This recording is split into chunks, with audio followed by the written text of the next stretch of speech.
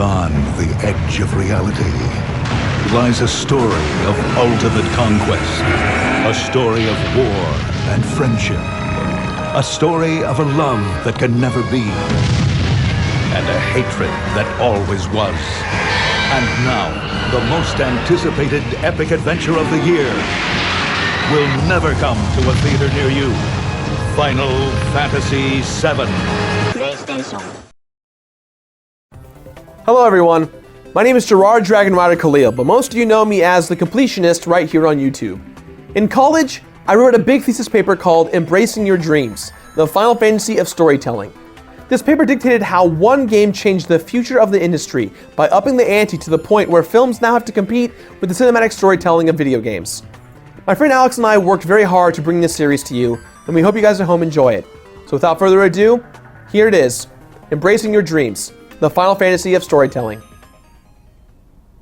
Final Fantasy VII. It launched over 15 years ago now, and fans still haven't stopped singing its praises. It tops many best game of all time lists, and love it or not, it's hard to argue that Final Fantasy VII isn't one of the most memorable parts of gaming history. Why are you starting with number 7? What happened to all the ones before it? Isn't Final Fantasy VI one of your favorite games ever? Well, yes, Greg, that's true, but Final Fantasy VII is so important to the history of the JRPG genre, it'd be crazy to start anywhere else. That's why I'm splitting it into 6 episodes. I want everyone out there to see just how rich and influential this game truly was.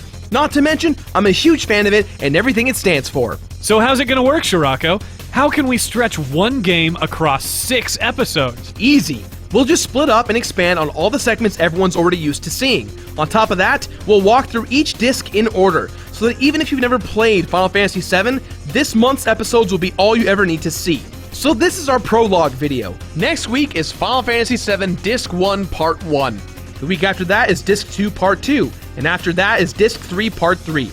Then the following weeks, we will be reviewing the following games: Crisis Core Final Fantasy VII, Dirge of Cerberus Final Fantasy VII, and we'll also take a look at the animated film Final Fantasy VII Advent Children. Awesome! But today let's focus on the historical context for the game, as well as where the game industry was upon the release of Final Fantasy VII. Final Fantasy VII is the highest-selling Final Fantasy of all time, and is certainly the most successful JRPG ever to be released in North America. It's also an incredibly well-reviewed game, and because of this, it is considered to be one of the most influential RPGs of all time, and Square, the company who made it and is now known as Square Enix, is a legend in the genre. But it's so different from Final Fantasy 1 through 6. Why did that work? What about all the fans of the other games? Well, sure, that is sort of true, but if you really track the evolution of the series from 1 to 6, there really is a gradual shift in setting from classic high fantasy to something different, with more and more instances of steampunk influence being added until 6, where the Returners battle the Empire, and Terra shows a world that has moved past magic how to understand it again. Also, look at the character roster in Final Fantasy VI. It's huge! Think about that next time someone criticizes the high number of characters in Final Fantasy VII. Oh yeah! I guess Final Fantasy VII was sort of a natural evolution for this series, but it still looks a lot different. And we can't forget that it was released for the PlayStation either. What happened between Square and Nintendo? Actually, Final Fantasy VII was first conceived in 1994 as yet another Super Nintendo game. It was going to be set in modern-day New York City in 1999. Whoa! What? Yeah, right? Development eventually stopped on this version of this game because of how much of an effort was being put into Chrono Trigger. But some of the ideas that came out of development, like setting the game in New York City or Adia the Sorceress, were rescued in other Square games, like Parasite Eve and Final Fantasy VIII. She existed before Sephiroth? That's crazy, but I'll take it. But now something else is bothering me. If Chrono Trigger kept Final Fantasy VII off the SNES, why didn't they just throw it onto the N64? That was the original idea. Remember how the PlayStation originally spun out of Nintendo's abandoned attempts at making a disc-based console with 3D graphics? Yeah, some crazy SNES PS1 Frankenstein thingy, right? Exactly. That's what Square had in mind for Final Fantasy VII in 1995, when they made a tech demo involving Final Fantasy VI characters fighting in 3D. It was awesome, but when Nintendo announced that the N64 was going to be cartridge-based again, Square realized their only option was to end their relationship with Nintendo, and in early 1996, development began on Final Fantasy VII for the PlayStation 1. Or, I guess they could have put it on 13 cartridges. So then the better graphics allowed for more detailed character designs and more intricate environments, which inspired the higher level of technology present on Gaia? That's right, Greg. Ka-chow! But originally, the plot of Final Fantasy VII was totally different. The first plan was to make it a detective story, where you'd be sort of a private eye character chasing a group of criminals who blew up Midgar. That all changed when Final Fantasy creator Hironobu Sakaguchi lost his mother. He decided he wanted to make a game about how when someone dies, it doesn't mean they're gone forever. So that's where we get Aerith's story and the idea of the live stream, right? I know about Final Fantasy. I play Fantasy. I fantasize a lot. Uh-huh. The only thing left over from the detective concept is that the characters are constantly on the trail of Sephiroth. It didn't really feel like a hard-boiled noir story anymore, but the designers thought it was a good mechanic for moving the story along anyway, so they kept it. Disclaimer: in explaining the details of the game's story, events are listed in chronological order. This can sometimes ruin for players if the game might be a surprise reveal. We do this so that we can consider all of the characters' motivations as we analyze their journey through the game. If this sounds like it might be a problem for you, that's fine. Stop this video right here, play through the game, then come back another time. We'll be here waiting. Final Fantasy VII is a story-based game around the themes of loss and personal identity. These concepts are woven in the story of the game at many points, and because this is what I love most about the game, our plot summary will revolve around this thing. Of course, we also know that the plot of this game is huge, and that every little bit deserves attention, so we've split up the story by which of the 3 game discs it appears on. Next week will be Disc 1, and then Disc 2 and 3 in the following weeks. Today, for the plot section of this giant completionist episode, we're going to cover everything that happens in the plot before the events of the game actually start. So without any further ado, Beardman... Yeah, Greg? Take it away! Sit back, relax, and come with us on the analytical journey through Final Fantasy VII. In the ancient past, an alien race settles on the planet Gaia. They call themselves the Cetra, and they exist happily alongside the native human inhabitants, and both of them use the life stream. The life stream is what Sakaguchi uses as an analogy for heaven and the afterlife. It's a source of pure magical energy that connects every living thing on Gaia. You come from it when you're born, and you return to it when you die. Also, people do Let's Plays on it. Around 2,000 years before the game begins, Jenova, the calamity of the skies, arrives on the planet disguised as a Cetra. It wants Gaia for itself, and it begins exterminating the Cetra and corrupting the planet. Gaia fights back by concentrating the live stream at the Great North Cave to create a bunch of giant creatures to help defeat Jenova. These are known as the Weapons. Much like Pacific Rim, these huge monsters are a reference to the old Japanese kaiju monster films. Pacific Rim is incredible. If you haven't seen it yet, you really should.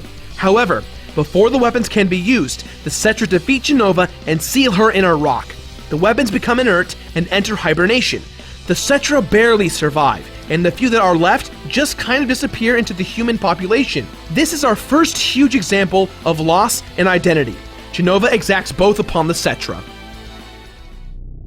As time goes on, humans grow and civilization becomes centered around a huge industrial city called Midgar. Its name came from the Old Norse Midgard, which refers to the central realm, or middle world, of the 9 mythical planes. Just like its Norse counterpart, Midgar is surrounded by a giant desert. The Cetra are practically non-existent at this point and are now more commonly known as the Ancients. A company called Shinra runs Midgar and uses its giant reactors to tap into the life stream, harvesting and selling it in a form called Mako. Everyone uses Mako for energy and for manufacturing materia, magical spheres containing spells. Shinra grows in power until it becomes a world shadow government. They know draining the Mako is hurting the planet, but they're so powerful they don't care. A puppet mayor is appointed to run Midgar, and Shinra also runs the military and forms secret police. It's a terrible place to live for most, and finally, the small amount of rich people that are there move off of the planet's surface to live up on a giant cluster of raised plates high above the city. In the last 50 years before Final Fantasy VII begins, it creates a social civil war with the rich literally above and the poor below. At the height of their power, Shinra also creates Soldier, an elite unit of Mako-enhanced super soldiers, and the Turks, a secret group of covert assassins. One of these Turks is named Vincent Valentine. Trust me, you're going to want to remember that name since it becomes pretty important later on. In Cosmo Canyon, another part of Gaia entirely, Nanaki is born to a small tribe of intelligent, four-legged lion folk who are having a war with a tribe called the Gi. Nanaki's father saves the tribe from the Gi, but Nanaki's mother is killed, and his father is turned to stone in the process. Loss and identity are evident here as well, because Nanaki never found out who his father was, and believes he was abandoned when the Gi came. The creatures of Nanaki's tribe live very long, and while their story is symbolically very similar to that of the ancients, they also share some actual connections with them.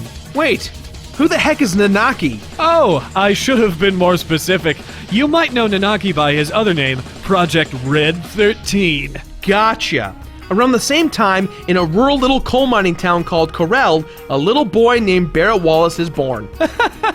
What? I'm just imagining Barrett as a little boy. What do you have instead of an arm back then? A super soaker? Also, Barrett Wallace sounds an awful lot like Bruce Willis. Alright, go on. So about 30 years before the beginning of the game, a man named Professor Gas discovers Genova hibernating inside Mount Nibble. He convinces Shinra to help fund his research, believing Genova to be a living specimen of the ancient Cetra tribe. Professor Gas and another scientist named Hojo begin researching into creating humans with the same powers as the ancients in a basement laboratory, hidden under a mansion in a nearby town of Nibelheim. As a fun fact, Nibelheim roughly translates to cloud home in German, but it's also a reference to Niflheim, the Old Norse cradle of life. Both translations are perfect for what's going on here, but we'll get to that in a little bit. Hey Greg, tell us about Vincent. As Gerard already said, at this point, Vincent Valentine is a Shinra Turk. He's assigned to keep an eye on Gast and Hojo during their research. And while he's there, he falls in love with Lucrezia, another one of the scientists at Nibelheim Mansion. Sadly, she's already in love with Hojo, and when she turns down Vincent's marriage proposal, he's devastated. However, Hojo is secretly just using Lucrezia, and once he impregnates her, he injects her womb with Genova cells. This completely ruins her body, and she's totally mutated by the time the baby is born. Vincent is obviously pretty upset, but when he tries to confront Hojo about it, Hojo captures him and subjects him to experiments. Lucrezia flees to live alone at Waterfall Cave, and when Vincent realizes everything that's happened, he seals himself in a coffin below Nibelheim Mansion for 30 years. Hojo escapes to Midgar with his son, Sephiroth.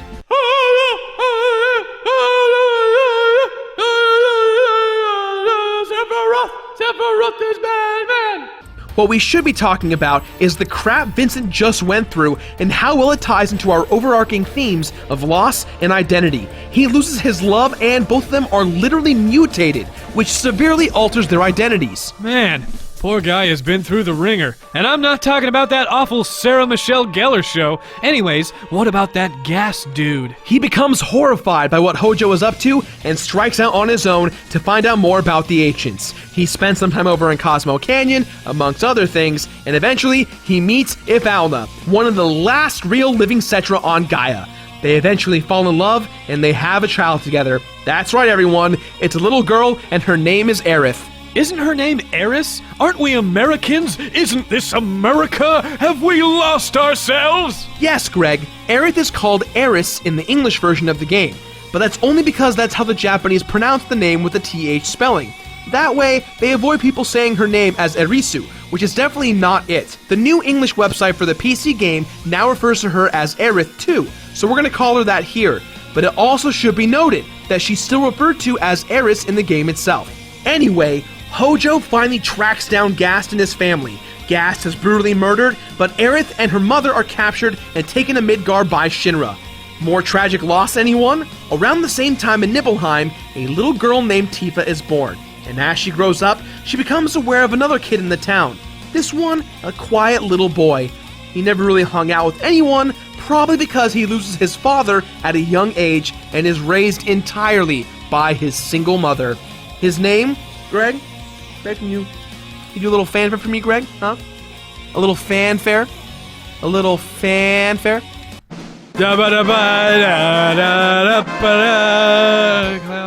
Cloud Strife. He's the main character of Final Fantasy VII and is often named as one of the best characters to ever be in a video game.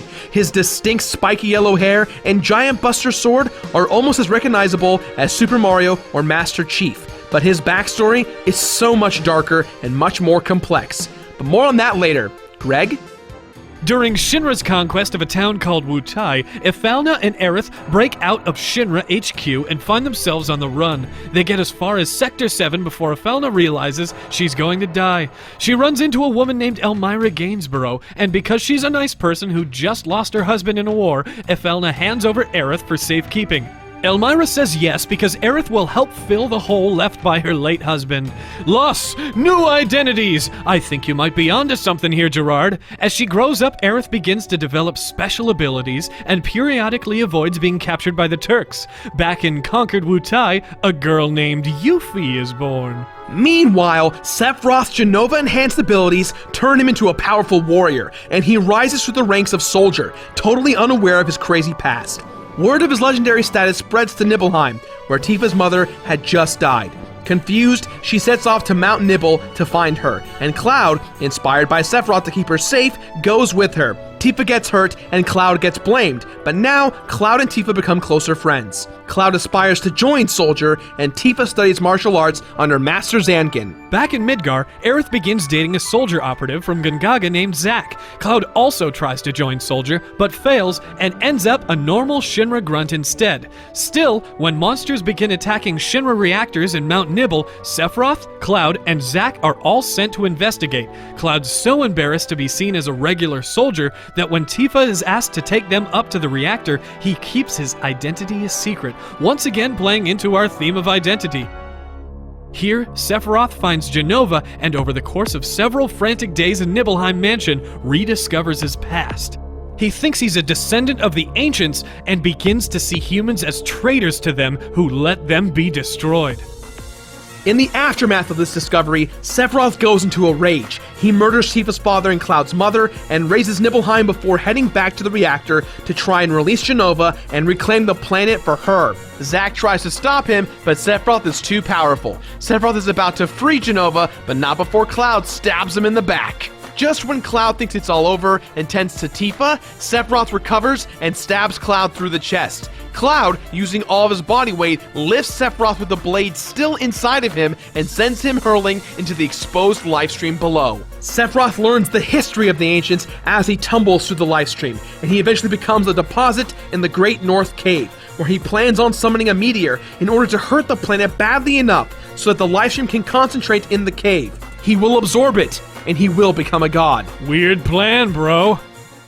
Assuming Sephiroth to be dead, Cloud, Zack, and the rest of the Nibelheim survivors are captured by Hojo and taken to the Nibelheim mansion, where they are subjected to Mako treatments in an attempt to create Sephiroth clones. Tifa is saved from this fate by Master Zangief, who takes her to Sector 7, where she starts a bar called Seventh Heaven in Midgar. When the cloning operation doesn't work, Hojo takes Shinova's body and leaves for Midgar. Hojo also captures and begins experimenting on Nanaki around this time. There's just so much tragedy and loss. It's terrible, Gerard. It's just terrible. Yeah, Greg, and the game hasn't even started yet. Also, let's not forget what's driving Sephiroth at the center of this whole game. His search for, you guessed it, an identity. Who are any of us anyway? Isn't that up to us to decide? Or does it depend on where we came from? That's the question Final Fantasy VII is constantly asking. But anyway, we gotta keep moving. Greg, tell us about Barrett. So Barrett and his friend Dyne both still live in Corel. It seems like coal mining is sort of becoming obsolete, so Barrett is happy when Shinra arrives to build a Mako reactor and convinces Dyne to put aside his initial hesitance because it will keep everyone in town employed. One day, they go on a trip together, and when they get back to town, they find it under attack from Shinra, who has blamed recent sabotage attempts on the townsfolk. Dyne is knocked off of a cliff in the fighting, and Barrett loses his arm while trying to save him. Corel is lost, so Barrett rescues Dyne's daughter Marlene from the house where Dyne's wife was killed, and replaces his arm with a gun. He heads to Midgar too. More loss! Dine also replaces his arm with a gun, but goes crazy and stays in Corel, which eventually becomes a prison town for the brand new Gold Saucer Entertainment Complex that's been built above it. Dine rules over Corel, using fear to become a brutal prison boss. Barrett meets Tifa in Midgar, and because of their mutual hatred for Shinra, she allows him to use the basement of her bar as headquarters for Avalanche, Barrett's team of anti-Shinra activists and eco-terrorists. Back in Nibelheim, Zack and Cloud escape from the Shinra mansion, but Cloud's memory is damaged by all the Mako and Genova augmentations he's undergone. On their way to the mountains outside of Midgar, Zack tells Cloud his story about life in Soldier and what it was like to serve under the great Sephiroth. Unfortunately, that's when they're discovered by Shinra, and Zack is killed before they can escape. Cloud is a little bit more functional by this time, and is able to escape with the aid of Zack's sword. He makes it all the way to Sector 7, where he's found by Tifa, and he is dressed in an old soldier uniform and clutching the sword. As he gets better, Cloud too begins to experience an identity crisis, mixing his memories with Zack's, which leaves both the protagonist and the antagonist lost and alone at the beginning of the game, and now they've gone through so much tragedy. All the other characters are merely broken shells of themselves. The game can now begin, and we can play through their healing process in real time.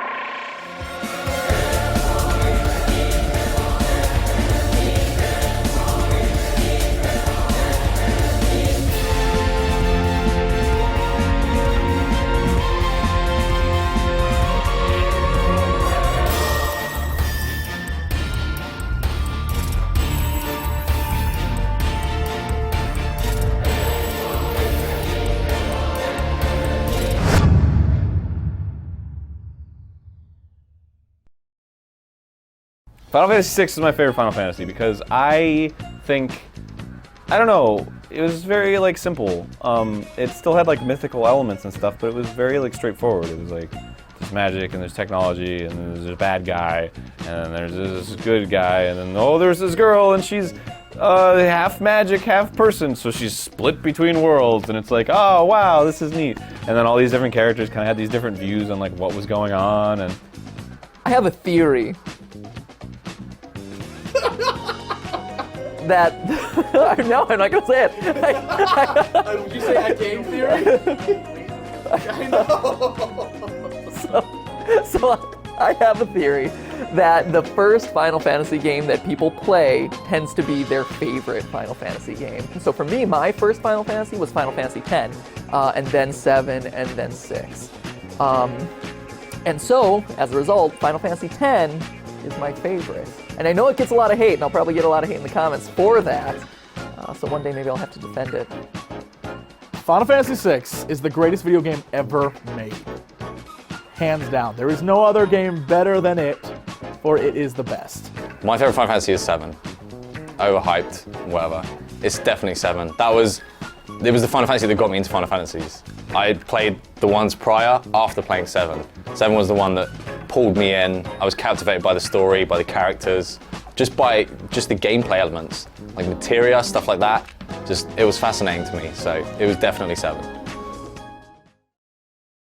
Hello, my name is Gerard Dragon Rider Khalil, but most of you on YouTube know me as the Completionist.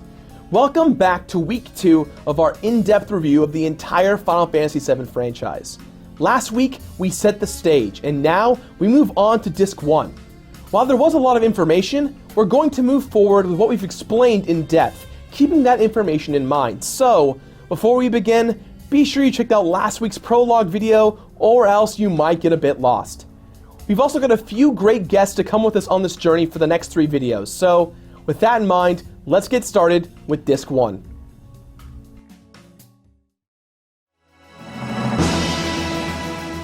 The game opens with a beautiful cutscene that introduces you to the ugly steampunk world of Midgar. Hey, wait a second! What? Stop the video, run it back! Is that the poster for My Bloody Valentine's album Loveless? I don't quite see what you're talking. Yeah, it is. There it is. I'm an Easter egg finder. I'm the Easter Bunny. Seriously, though, everyone check out Loveless. It's an incredible record. Really sets the tone for the 90s. Right.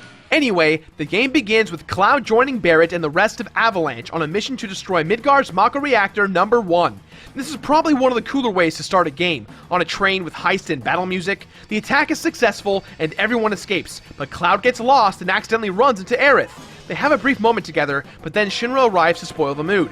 He jumps into a passing train to escape, and luckily, the rest of Avalanche is waiting for him aboard. When they get back, Cloud wants to leave, but Tifa talks to him about their past for a while, and since that's what the game's about, he decides to stay. Cloud's so lost that he sets aside his pride just to feel like he belongs somewhere. It's like when it's your first day on a new job, and you try to participate in all the inside jokes, and everyone just ends up thinking you're weird. The next day, Cloud, Tifa, and Barret attack the Sector 5 reactor. On the way out, they're stopped by the president of Shinra. During the ensuing fight, the bomb that Avalanche planted goes off, and Cloud is knocked off a bridge, falling down through the roof of a church in Sector 5. This is where Cloud and Aerith officially meet. This meeting is actually quite ironic later on when we get to Crisis Core, but we'll get to that eventually. Aerith constantly gets bothered by the Turks, and they show up at that precise moment. Aerith asks Cloud to be her bodyguard. Cloud agrees on the condition that they go on a date. This is probably the most out-of-character thing that Cloud does, but it's also important to note how special Cloud thinks Aerith is. So, I'll allow it. Cloud helps her escape to Elmira's house. Cloud explains to Elmira and Aerith that he must try and find his friends Tifa and Barret. At Elmira's request, Cloud tries to leave in the middle of the evening, but Aerith heads him off. They give each other purpose, which is the first step towards forging an identity, and because of that, they decide to stick together. It's like finding out someone else likes the same nerdy stuff that you do. I had the same reaction when I found out Egoraptor liked Final Fantasy VII. This game sucks. What's the worst thing about it? Everything. Best game ever. More like best lame ever. Oh! Cloud and Aerith casually make their way to a park and spend some time together as they try to think of what to do. Suddenly, Cloud sees Tifa riding in the back of a carriage headed to Don Corneo's brothel. Don Corneo is one sick freak of a man that lives for himself, but he's a puppet for Shinra. Together, Aerith comes up with the idea to dress Cloud as a woman in order to rescue Tifa from the brothel, but not before Corneo reveals Shinra's insane plan to blow up the plate above Sector 7 while framing Avalanche. We're also briefly treated to a scene where Reeve, head of urban development for Shinra, opposes the plan, but that won't make any sense till later on. Cloud, Tifa, and Aerith head to the Sector 7 pillar, where Barret and Avalanche are in a firefight with Shinra soldiers. Tifa has Aerith go to 7th Heaven to save Marlene, while Tifa and Cloud go up to help Barret. Everyone but Barret is dead. The Turks also reveal they've kidnapped Aerith during this whole firefight. Aerith mentions that Marlene is safe. They fight the Turks at the top of the tower, but it's too late. The pillar is going to blow up. Tifa, Barret, and Cloud grab a construction ball and swing down. Horrible! So much death and loss at the beginning of this game. I guess that's part of the whole theme thing, but wow! Does it ever get better? Slowly but surely, Greg. Cloud, Barret, and Tifa head back to Aerith's house and find that Marlene is safe. But now, it's time to save Aerith. They climb the rugged walls of the slums and reach the top of the plate to Shinra HQ in order to save her. Now this is actually cool because you have the option of taking the stairs, or you can go guns a-blazing through the lobby up to the higher floors. While there, they rescue Nanaki, who now goes by Red 13. They discover that Aerith is being used to help the Shinra reveal the secrets of the ancient Cetra Promised Land.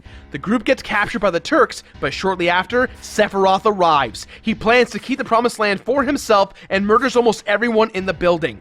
They did a lot of good, I don't want to say character development, but at least like getting you acquainted with like how cool Sephiroth is, like with the Midgar Zalem and like the big sword, and it's like, oh, who did this? Is this Sephiroth? With the death of Shinra's president, his son Rufus is now in charge. Wait, I thought that Sephiroth was dead! Yes and no. More on that later. Alright, but I don't get it. Sephiroth is locked away in the North Crater in the Mako deposit? How can he be doing this? Also, take a look at Genova's prison. It's been busted wide open. What the hell is going on? We'll get to it, I promise. Anyway, in the ensuing chaos, Cloud and company are able to escape. They fight their way out and escape Midgar on an unfinished roadway and regroup in the nearby village of Calm, where Cloud tells everyone the story of Nibelheim, substituting himself for Zack. Now remember, at this point, everyone thinks that Cloud's the hero, with no mention of Zack at all. Tifa agrees with this because she doesn't quite remember much of the event. The Nibelheim incident will be a reoccurring conversation if you haven't figured it out already, so be prepared to hear about it a lot. We've had other characters like experience loss, but this is the first time that the main character has said like, this was the huge period of loss for me, and this is what changed this changed his life, because he was, he was a soldier, and then this made him what he was. He took on like someone else's personality, he took on Zack's personality, and he was like, I'm gonna almost carry this mantle, and this was the change. The game wouldn't have happened without the Nibelheim incident, And it's creepy and unsettling and weird, and then he like runs through the fire, which I'd seen like a million times before I'd actually played it. So I was like, oh, here's this scene, everybody loves it. Why isn't his hair catching on fire? Thematically, the fact that before the game even starts, we are given a backstory of every character losing something. So Tifa loses her hometown, and Cloud loses his memory, and Sephiroth loses his life, and I guess Zack even loses his life. But since we already have this theme of loss going even into the game, it's interesting that the themes of the game were sort of created after the game existed. One of the wildest things about it, and you don't really realize it until after the fact, but up till that point, you had never really seen Sephiroth. You'd heard about him, Cloud had talked about him, you'd seen kind of hints of him killing the Shinra president and things like that, but that's the moment where you first see him, and it's this grand entrance of like, look at the decimation that I've caused. Now this is the first time in the game that everyone has a clear purpose. Between two evils, we have Sephiroth and Shinra. Based on what we saw, Sephiroth is definitely the worst of the two. The only one who seems to be along just for the ride is Red 13, as he states he only wants to be around until we reach Cosmo Canyon. They decide to chase Sephiroth and follow him to Junon Harbor. This is a moment where you can pick up the side character Yuffie. She's actually a bit of a hidden character. All you have to do is battle randomly in the forest near Junon Harbor. But be forewarned, do not check your inventory or look away when you find her, as Yuffie will steal from you depending on your responses. Cloud periodically struggles with his memories, but he tends to shake it off. The group ends up together at the new president of Shinra's coronation ceremony. Rumor has it Sephiroth is aboard the boat that is sending off the new president. The group disguises themselves as workmen on the ship to find Sephiroth. Unluckily, they have to fight a piece of Genova. They barely escape and follow Sephiroth to North Corel, where the survivors from Barrett's hometown now live. The group follows whispers of black materia and cloak-tattooed figures to the nearby Golden Saucer, where they run into the owner, Dio, and Kate Sith, a silly gray cat who rides a stuffed Moogle. Barrett becomes emotional about returning home and storms off. Kate Sith forces himself to join the party awkwardly, and it's weird that you just have to accept it. The group goes off to have fun playing a lot of the games and seeing the events in the Golden Saucer, but something tragic happens at the battle arena. It's discovered that a man with a gun for an arm has been killing people. The crew of the Golden Saucer assume it's Barrett and company, so they're all arrested and sent to Corel Prison. Down in Corel Prison, they're reunited with Barrett, and it's revealed that his old friend Dine, who remember also has a gun for an arm, is actually the murderer. Barrett fights Dine and tells him Marlene is still alive. Dine gets upset at what he has become and kills himself. To clear their name, Cloud cons his way into the Chocobo races and wins everyone's freedom, as well as a little buggy to help them get around. They make their way to Cosmo Canyon, where Red 13 tells his whole story and introduces everyone to Bugenhagen, a scientist he considers to be his grandfather. Bugenhagen tells everyone about the livestream and lets Aerith know that she is the last Cetra alive. Everyone is upset, lost, and at odds with their own individual pasts. So, Bugenhagen sends them all to the Cave of Gi, where Red 13 learns the truth about his father and resolves to help save the world. The group, with their newfound purpose, heads to Nibelheim. Nibelheim? Oh no! That's where all the devastation happened, where the story began! How can our heroes possibly handle such a... Oh, it's exactly the same. I didn't really see what the appeal of him was. You know, I'm like, oh, here's this guy, he's kind of strange.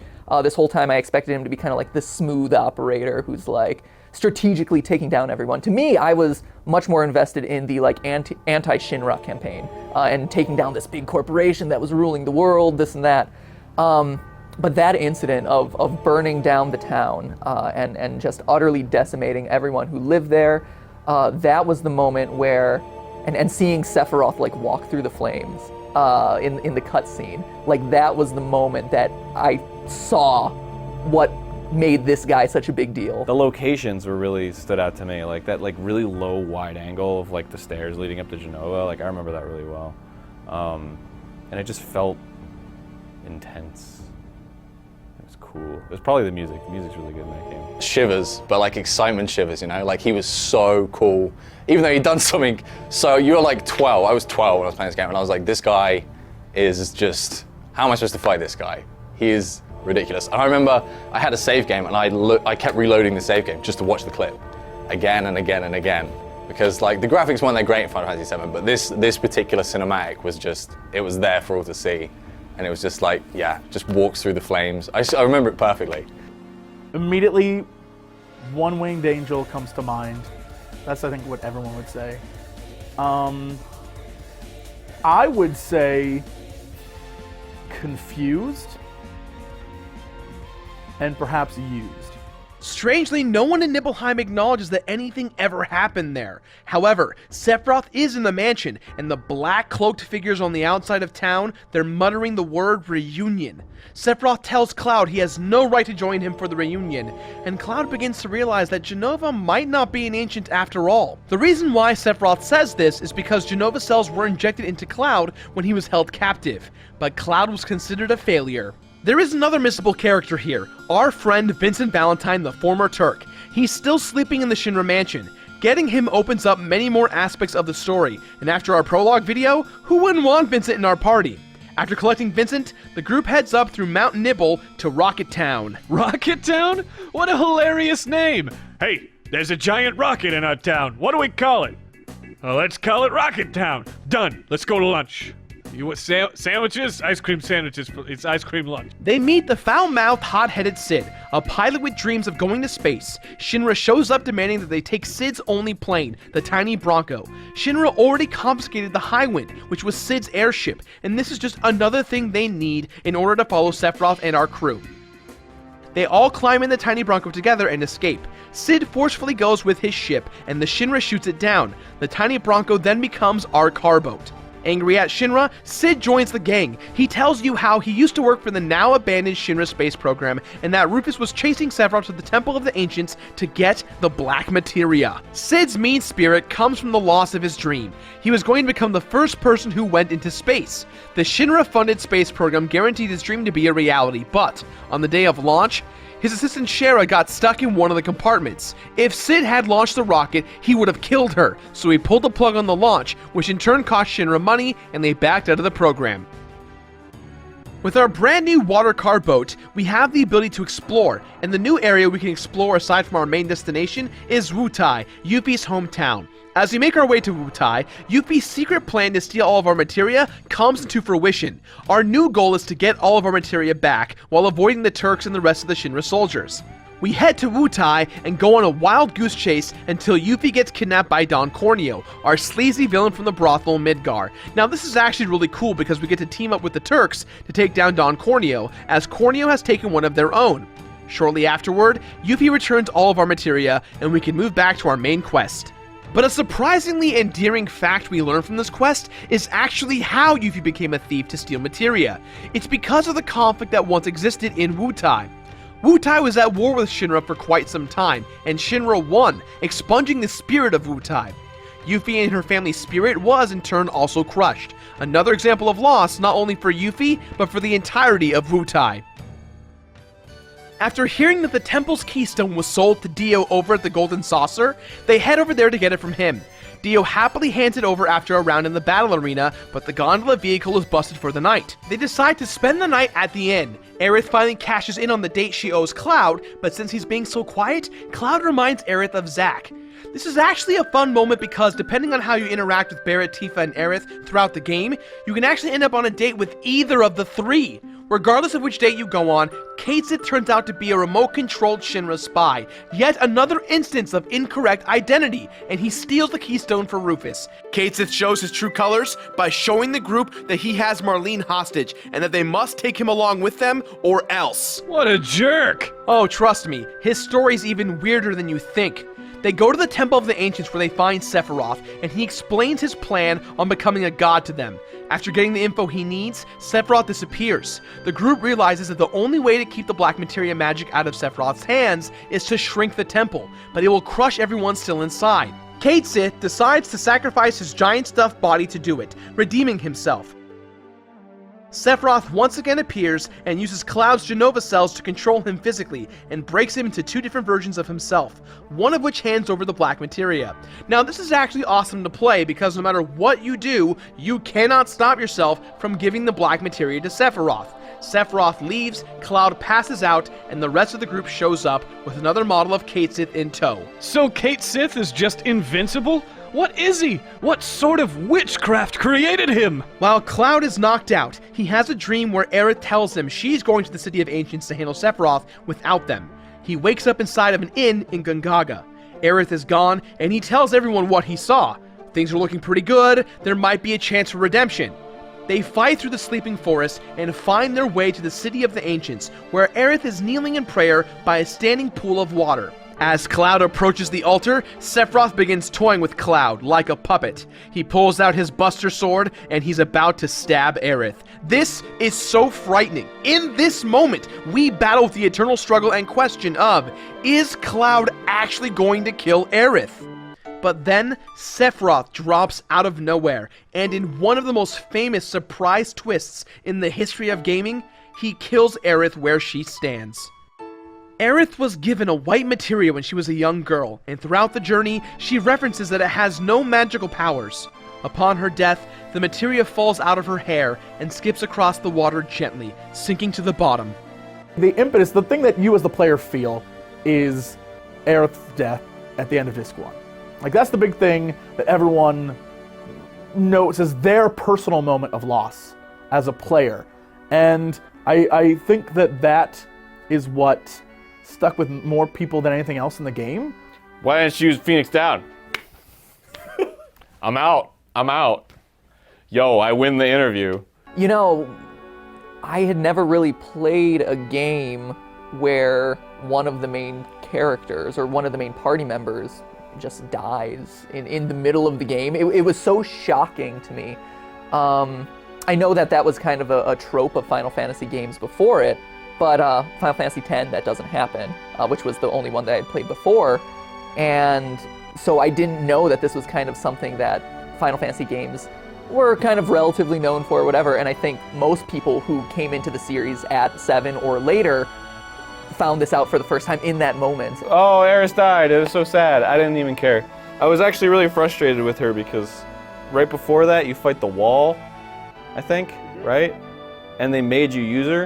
And I was like, F this shit. I don't even use Aerith. And then she died, and then I was like, I don't care. And then I like Tifa better anyway, so I don't know. It wasn't a big deal to me. Shock.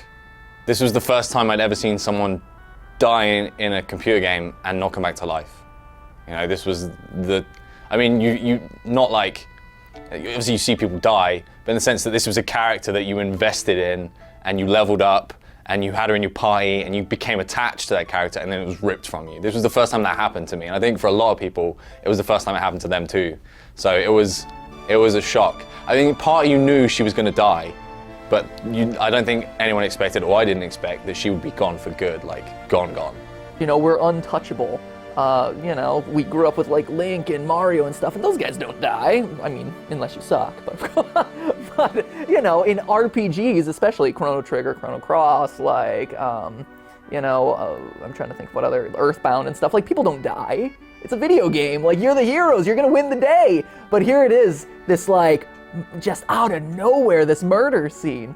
And it lets you know that you're not safe. Like anyone can go at any time. Needless to say, Cloud is devastated, and as Sephiroth casually leaves for the Promised Land, the group is faced with yet another piece of Jenova. Wait a second. I think I just figured this out.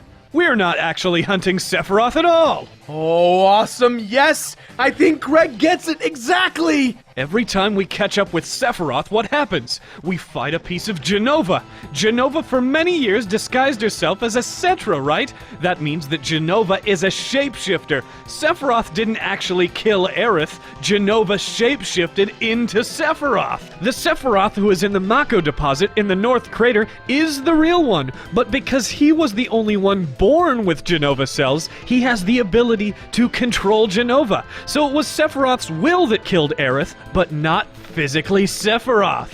Which correlates into our theme of loss and identity! Oh, snap! Just when everything was looking up, Cloud loses what's most important to him. Sephiroth has him doubting everything he thinks and knows about himself, and he feels like he's just a pawn in some larger game he doesn't really understand. End of Disc 1. So, why spend all this time on Final Fantasy VII? For a fan of the game, the short answer might be, oh, because it's freaking Final Fantasy VII, and sometimes that might even be enough. But for me, the answer is a bit different. I want to talk about this extensively because the themes of loss and personal identity are so universal not only to the characters in this game, but also to all of us as humans. We've all wondered where we fit in the world. We've all lost somebody or something we care about. That's why Aerith's death is special. It's not because you lose a party member. Plenty of video game characters die. Aerith is special because in such a big game, it comes at the end of the first disc. It comes early on because of Sakaguchi's original intention. Aerith dies because as you play the game, it shows you how to move on.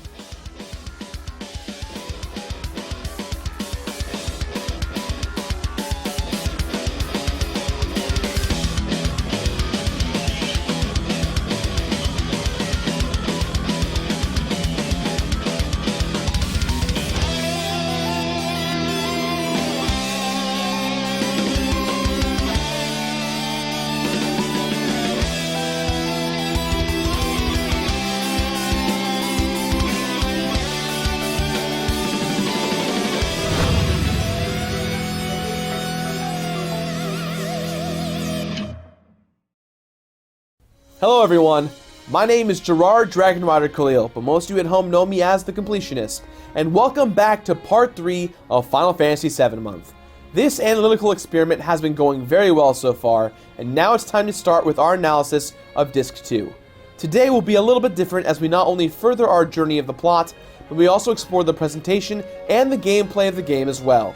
Our guest from last week will also be making more appearances throughout this video as well, so sit back, relax, and let's continue our journey into Disc 2. Oh man, Gerard, I don't know if I'm ready. This is like 10 times worse than watching Atreyu's horse sink into the swamp. Can we take a break? Actually, Greg, that doesn't sound like a bad idea. It doesn't? Not at all. In a game that's so cinematic, what better time to take a step back and look at why it's so effective than right after the most emotional moment in the game. I could probably remember every single pre-rendered background in that game. Just because, like, it was always like a weird camera angle, and it was always like this weird setting, and it didn't feel like towns felt in like Super Nintendo Final Fantasies or any other RPGs at the time, because they were like very structured, but like it was just like this drawn world. Like a designer made the world. There were many other RPGs that looked beautiful, but didn't have a good story. And the other popular games at the time, the really big games that were out then, weren't story games. They were games that were shooters, racing games, fighting games, but there wasn't anything RPG that was that good. I have to admit, like, that was when I have to analyze like what was my least favorite part of the game, that was probably it. Was just the jarring kind of blockiness of the graphics. I wasn't used to kind of the PlayStation's version of three-dimensional graphics. And so coming at it from the PS2, where everything was like super polished and just like that next step up, kind of taking that graphical downgrade and seeing like, you know, blocky Cloud walking around with his like huge like black gloved arms. Being in whatever grade I was in at the time, I fully am aware that that captured the attention of a lot of people. It wasn't just gamers or nerds. It was everyone saw it on TV and saw it in magazines. It was like, this is something we've never seen. This is the next generation. That's what we expected for every generation of video game consoles. And so far I've been horribly let down. I mean, a lot of JRPGs that were coming out around that time were still similar to SNES games, right? In graphics-wise, in the way they were played, story-wise, they were kind of... Final Fantasy VII was shoved into the next gen. And it was the first JRPG that really hit that next gen after, like, you know, the SNES era. It was the first one that really captivated people on the PlayStation.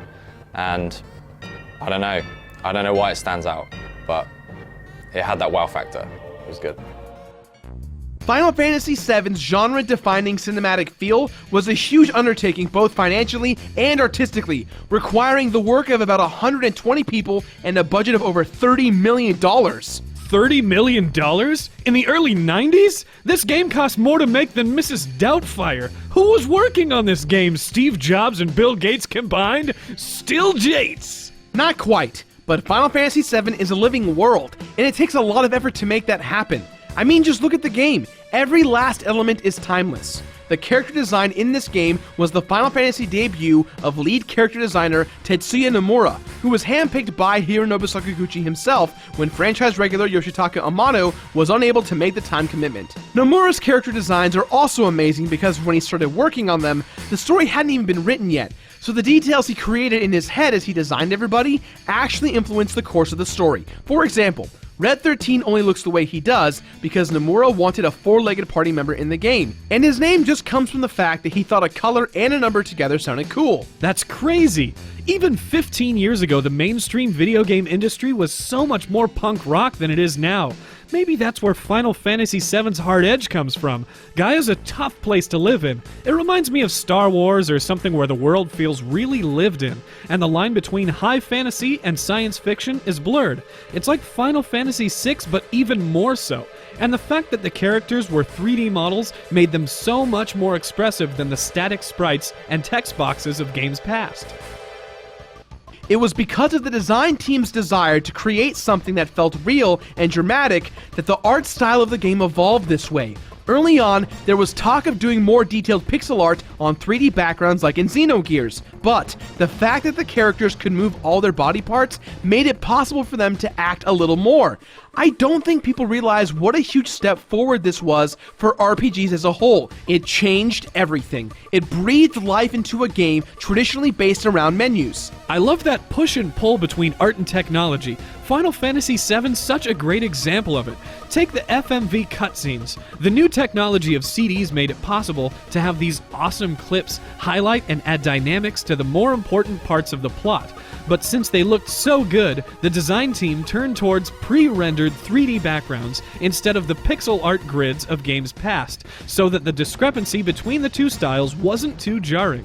And it really worked. In fact, the only thing they weren't satisfied with was the different style of the character models used in and out of battle. That's why the weird, blocky versions don't exist from Final Fantasy VIII and on. That's also why Nobuo Uematsu's always excellent compositions take a step forward this time around.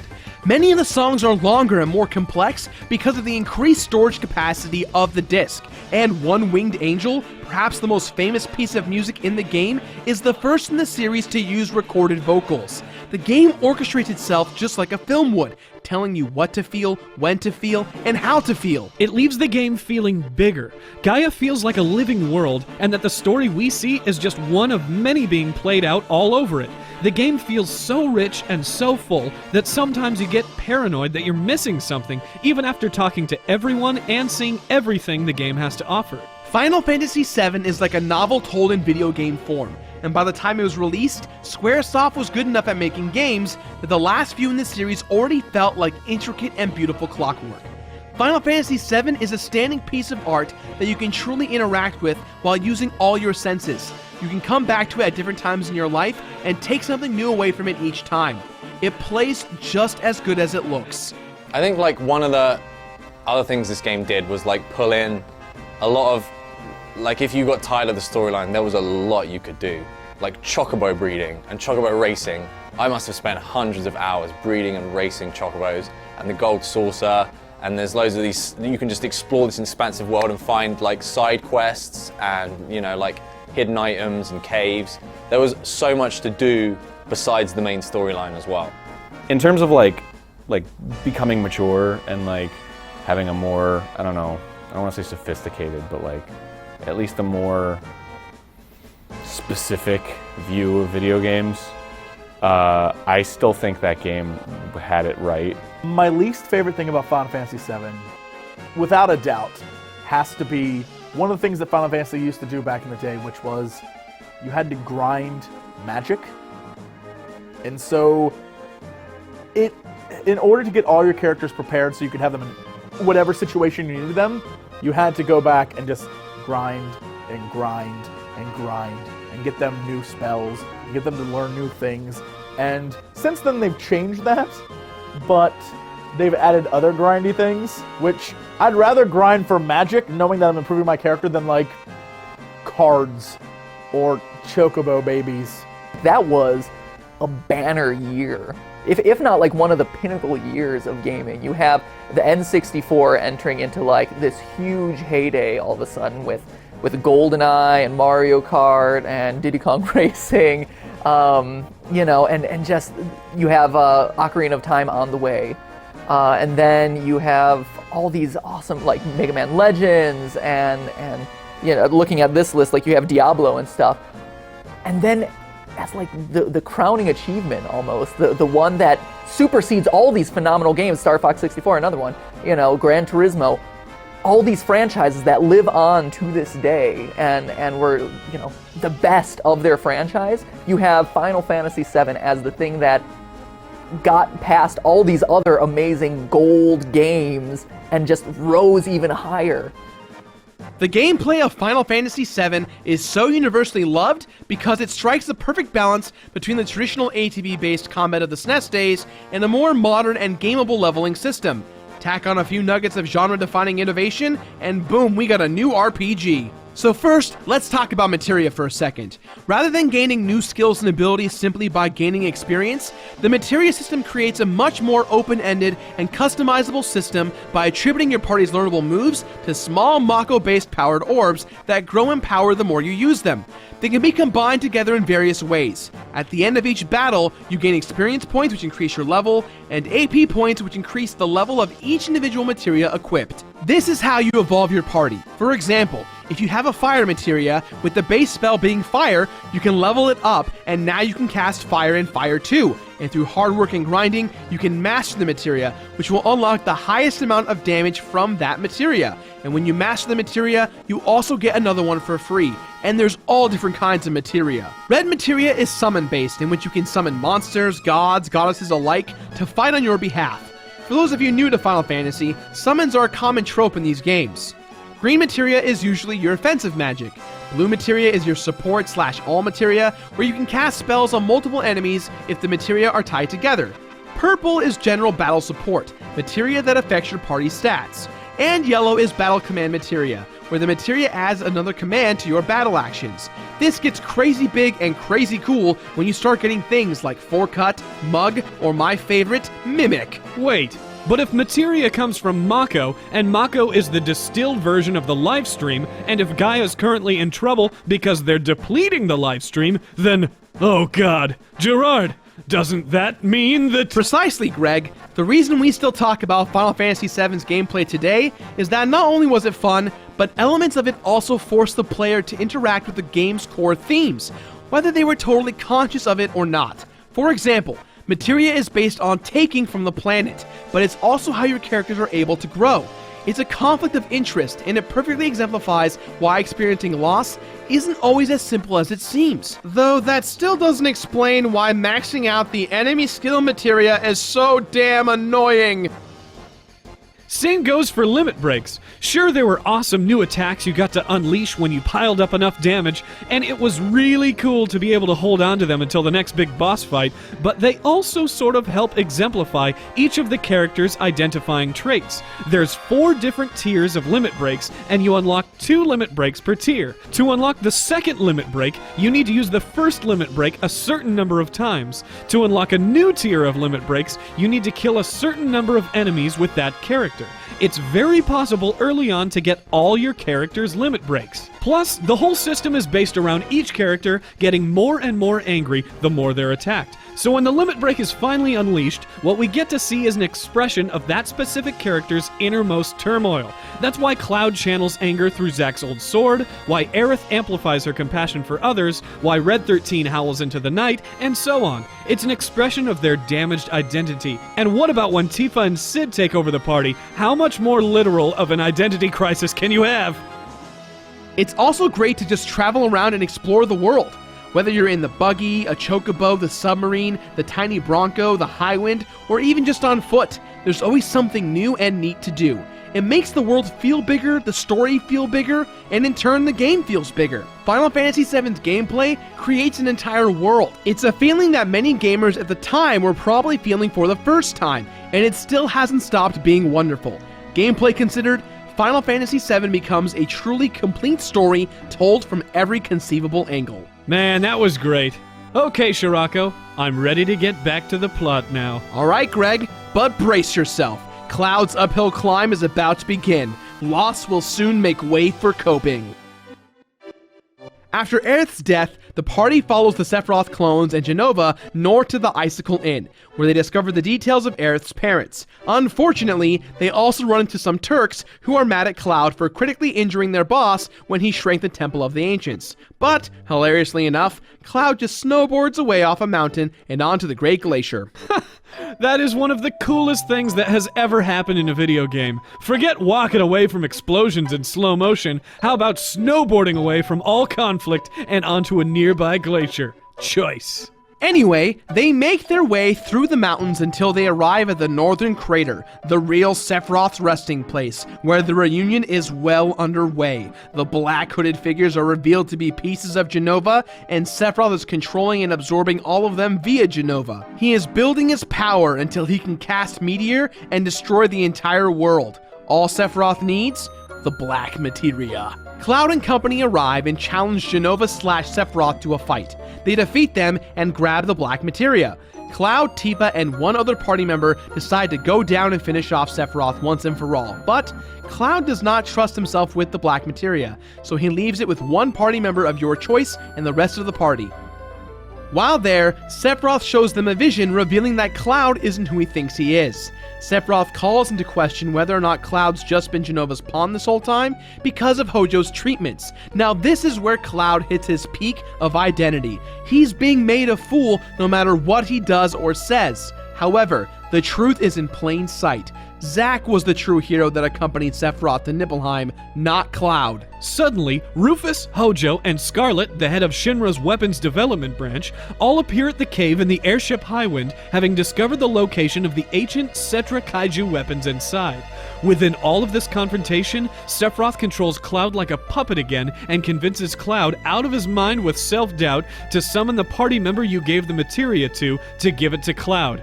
Cloud then flies above to where Sephiroth is sealed and places the black materia into the Mako deposit. This is when we're starting to learn that Cloud isn't what Cloud thinks he is. We're starting to learn with Cloud that he is not who he thinks he is. And this is when everything starts to come undone and you realize that this guy who you have been playing as the hero is real messed up. He is a messed up dude and he doesn't know who he is or what he is. And I don't know what I thought was gonna happen. In this exchange, all hell breaks loose. Sephiroth, black materia in hand, immediately casts Meteor. The weapons awaken, everybody leaves the crater on the Highwind, and Sephiroth puts a barrier around the crater so no one else can get in. Cloud goes tumbling into the live stream and... Hey, I thought you said it was an uphill battle from here. All I'm seeing is more loss and the worst identity crisis so far. There's no battle, it's just getting worse. Maybe so, but the first step to healing is admitting that you have a problem. And boy oh boy, did Cloud ever do that. Tifa and Barret wake up a week later in custody at Junon, and the world has gone crazy. There's a meteor in the sky, and Rufus has decided to execute them as scapegoats for the coming apocalypse. Sid and the others hijack the Highwind and save Barret, but just as Tifa is about to be killed, a giant weapon shows up and attacks the city. Shinra's Mako cannon destroys the monster, but Tifa escapes to the Highwind and they fly out in the mass confusion. Cloud is nowhere to be found, so the party heads off to try and find him, with Tifa in the lead. Here, Final Fantasy VII gives us yet another storytelling device that only a video game can convey. By placing the player in control of Tifa, the game gives them an active way to experience a lack of faith in Cloud as a leader. By forcing them to look through Tifa's eyes for a while, the game is asking them if they're sure they still want to be Cloud. And now that you have control of the Highwind, it's time to scope out areas you've never been to before, and there's not too many. The team eventually finds Cloud sick with Mako poisoning in a town called Mideel, and to throw an even larger wrench into the identity issues machine, now Tifa elects to stay behind with Cloud as he heals.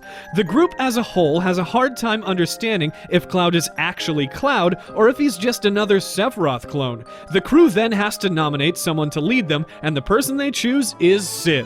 When he gets back on the airship, Ketchi, sorry we pronounced it wrong last week, reveals Shinra's plan to use a special type of materia called huge materia as a devastating weapon. They decide they must find all 4 pieces and stop them at all costs. So let's just do a mini recap thus far, alright? We got the real Sephiroth, now free from his Makudapaza prison, and he summoned Meteor. Shinra is trying to destroy Meteor while trying to stop the group from stopping the Meteor, Shinra and Sephiroth. Cloud and Tifa are no longer with us. Aerith is dead, and to top it all off, there are huge monsters designed to destroy the planet, and they're trying to kill everyone. Damn! Back in his element, Sid takes over as captain of the Highwind and begins the hunt for the huge materia. While he may not be the hero, he is a great leader, and now that everyone knows exactly what they have to do to save the day, optimism returns, and the healing process now begins. The first huge materia is located in North Corel, and when they hijack the train that's holding it, they have to save it from crashing into the city. It may not seem like much more than a cool action sequence at first, but looking at it another way, it's also the first step in Barret's healing process, and now that he's a hero, he doesn't have to feel so ashamed showing his face in his hometown anymore. This theme continues in the quest for the second huge materia at the place called Fort Condor. Now, a lot of you voiced your concern that we skipped the Battle of Fort Condor in the main plot of the first disc, as you can visit Fort Condor between our journey from Calm to Junon Harbor. The reality is, it's not that important to the current plight of our heroes in Disc 1, but in Disc 2, it's a whole new ballgame. Shinra runs a reactor at Fort Condor, but when the party arrives, they find the company in an armed conflict with the indigenous folk over a sacred condor nesting at the top of the fort. Shinra perceives it as a threat to their operations and wants it destroyed, but the inhabitants won't allow it. It's a perfect metaphor for the way Gaia is finally starting to shake off Shinra's evil influence. When Avalanche and company arrives, they're able to defeat the Shinra troops and grab the huge materia, but more importantly to our overarching theme, even though the sacred condor dies in the battle, a brand new baby condor hatches in the nest, which symbolizes new hope and rebirth. How sweet. I love that the game feels super positive now. Maybe Sakaguchi's idea of moving on is actually taking hold. Speaking of which, at this point, Sid suggests the party go back and check on Cloud in Mideel. But once they get there, they're immediately attacked by a weapon monster known as the Ultimate Weapon. Your party is able to defeat it for now, but not before it is able to critically damage the town, causing the livestream to explode from the ground into the air. In this motion, the livestream takes Tifa and Cloud with a large portion of the village. Tifa and Cloud go on a journey through Cloud's subconscious, where she's able to help him realize what actually happened in Nibelheim between him, Sephiroth, and Zack. This is probably the moment in the game where it is crystal clear that our theme of identity and loss hits at its hardest. We walk with Tifa as she goes on her journey to find her real friend since they were kids. Her eyes immediately open as to who he is. she cradles Cloud in these moments, giving him the assurance that it's time for him to come home to his family and save the world. For Cloud, Zack is the hero, but Tifa makes it clear that Cloud has always been her hero, and he's been saving Tifa for his entire life. For the first time since the game has begun, Cloud Strife knows exactly who he is, and he immediately snaps out of his coma. Cloud Strife, the real Cloud Strife, has finally joined our party. All together again with new resolve and acceptance for their past traumas, Avalanche heads to Junon Harbor for the third huge materia. Yay! Cloud's himself again. It's amazing how much confidence you can gain from admitting your problems to yourself and actually trying to work on them. It's like the final step of the 5 stages of grief we talked about in the Majora's Mask episode. Go kick some fanny, Cloud! Cloud almost got dragged along by the people he was with. And I feel like if this had been a game where it was just Cloud, we would have lost him very early on. So there was the element of like his friends around him helped him through, but also the element of like he experienced a lot of very human emotions, right, that we don't normally see in like a superhero. Like Link, for example, in Zelda. Like, he wouldn't feel guilt. Like, we get this really strong feeling of guilt from Cloud, and he feels responsible for the death of Aeris. And we get this feeling of like revenge. We get this feeling of like hopelessness. The best thing about Final Fantasy VII is that they didn't ever play it safe. I think it's really funny that if you go to the Golden Saucer, you can have the option to go on a date with Barrett. If you are in Midgar early in the game, you rescue the girls dressed as a girl, right? It doesn't pull punches. It's very silly and fun, and it's okay with that. Because it was kind of like this dark world. Like, there wasn't really much happiness in that world, right? Like, everybody was kind of sad, and like a bunch of like terrible shit was going on all the time. So like it gave this sense of like loneliness and like helplessness, and then like the feeling of like corporation strength was really big. If there's one thing that Final Fantasy really excels in, it's relationships, which is fundamental to telling a good story, right? Like, that is the essence of drama, of comedy, is relationships between people, or in this case, characters. And, you know, Cloud's relationship with Tifa, Cloud's relationship with Aerith, Cloud's relationship with Barrett, like, and how, you know, Aerith and Tifa kind of having like a girl fight, you know, there's so many interesting relationships in that game that's truly where Final Fantasy VII excels. With Cloud at the helm, the party heads underwater to take the third huge materia from the Turks in Junon Harbor before heading back to Rocket Town on the trail of the fourth and final huge materia. Shinra is planning to launch the huge materia into space using Cid's old rocket as a last-ditch effort to destroy the meteor. Now, this is where Cid finally gets his own redemption. If they're going to launch the rocket, he is going to be a part of it in some form or another. They get into the cockpit to try and abort the launch, but it's too late, and Cid decides to try and finally fulfill his dream of going into space, even if it's not exactly the way that he imagined. Shira is also on board, and when the oxygen tank that she was inspecting all those years ago finally explodes, it pins Cid to the ground. He realizes there was really no way that he would have made it out the first time he tried. It gives him his closure.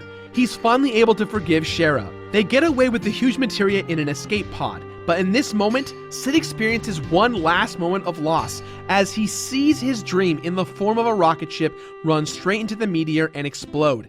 And with all of Sephiroth's magical powers, the meteor rebuilds itself. Confused and defeated, the party now heads over to Cosmo Canyon to see if Bugenhagen has any leads on saving the world. Luckily, he does. He stores the huge materia in his lab, by the way, remember this for next week's episode, and takes them to the Forgotten Capital, where he discovers that the seemingly useless white materia Aerith carried with her all those years back actually contained Holy, and that she summoned it shortly before her death. They find out it actually has the power to stop the meteor, but that Sephiroth's power is holding it back. That leaves them with only one option: to destroy Sephiroth. Well, not so fast. As you start to leave, Ketchi reveals that Are you serious? How many times is Ketchi gonna tell you something super serious just after you do something awesome? Right? Anyways, he reveals that he's being controlled by Reeve back at Shinra headquarters. In case you don't remember, Reeve was the one who opposed the idea of crushing Sector 7 with the plate. Reeve heard that they're moving the cannon from Junon to Midgar to use its Mako reserves to fire a blast at Sephiroth at the North Crater. How's that for weird identity crisis? Why would this guy choose a magical demonic cat that rides a Moogle as his avatar? Cloud and friends fly to Midgar to stop the cannon, but when they get there, they are met by the diamond weapon. They're able to stagger it, but unluckily for them, it just gives Shinra enough time to fire and destroy both the weapon and Sephiroth's shield.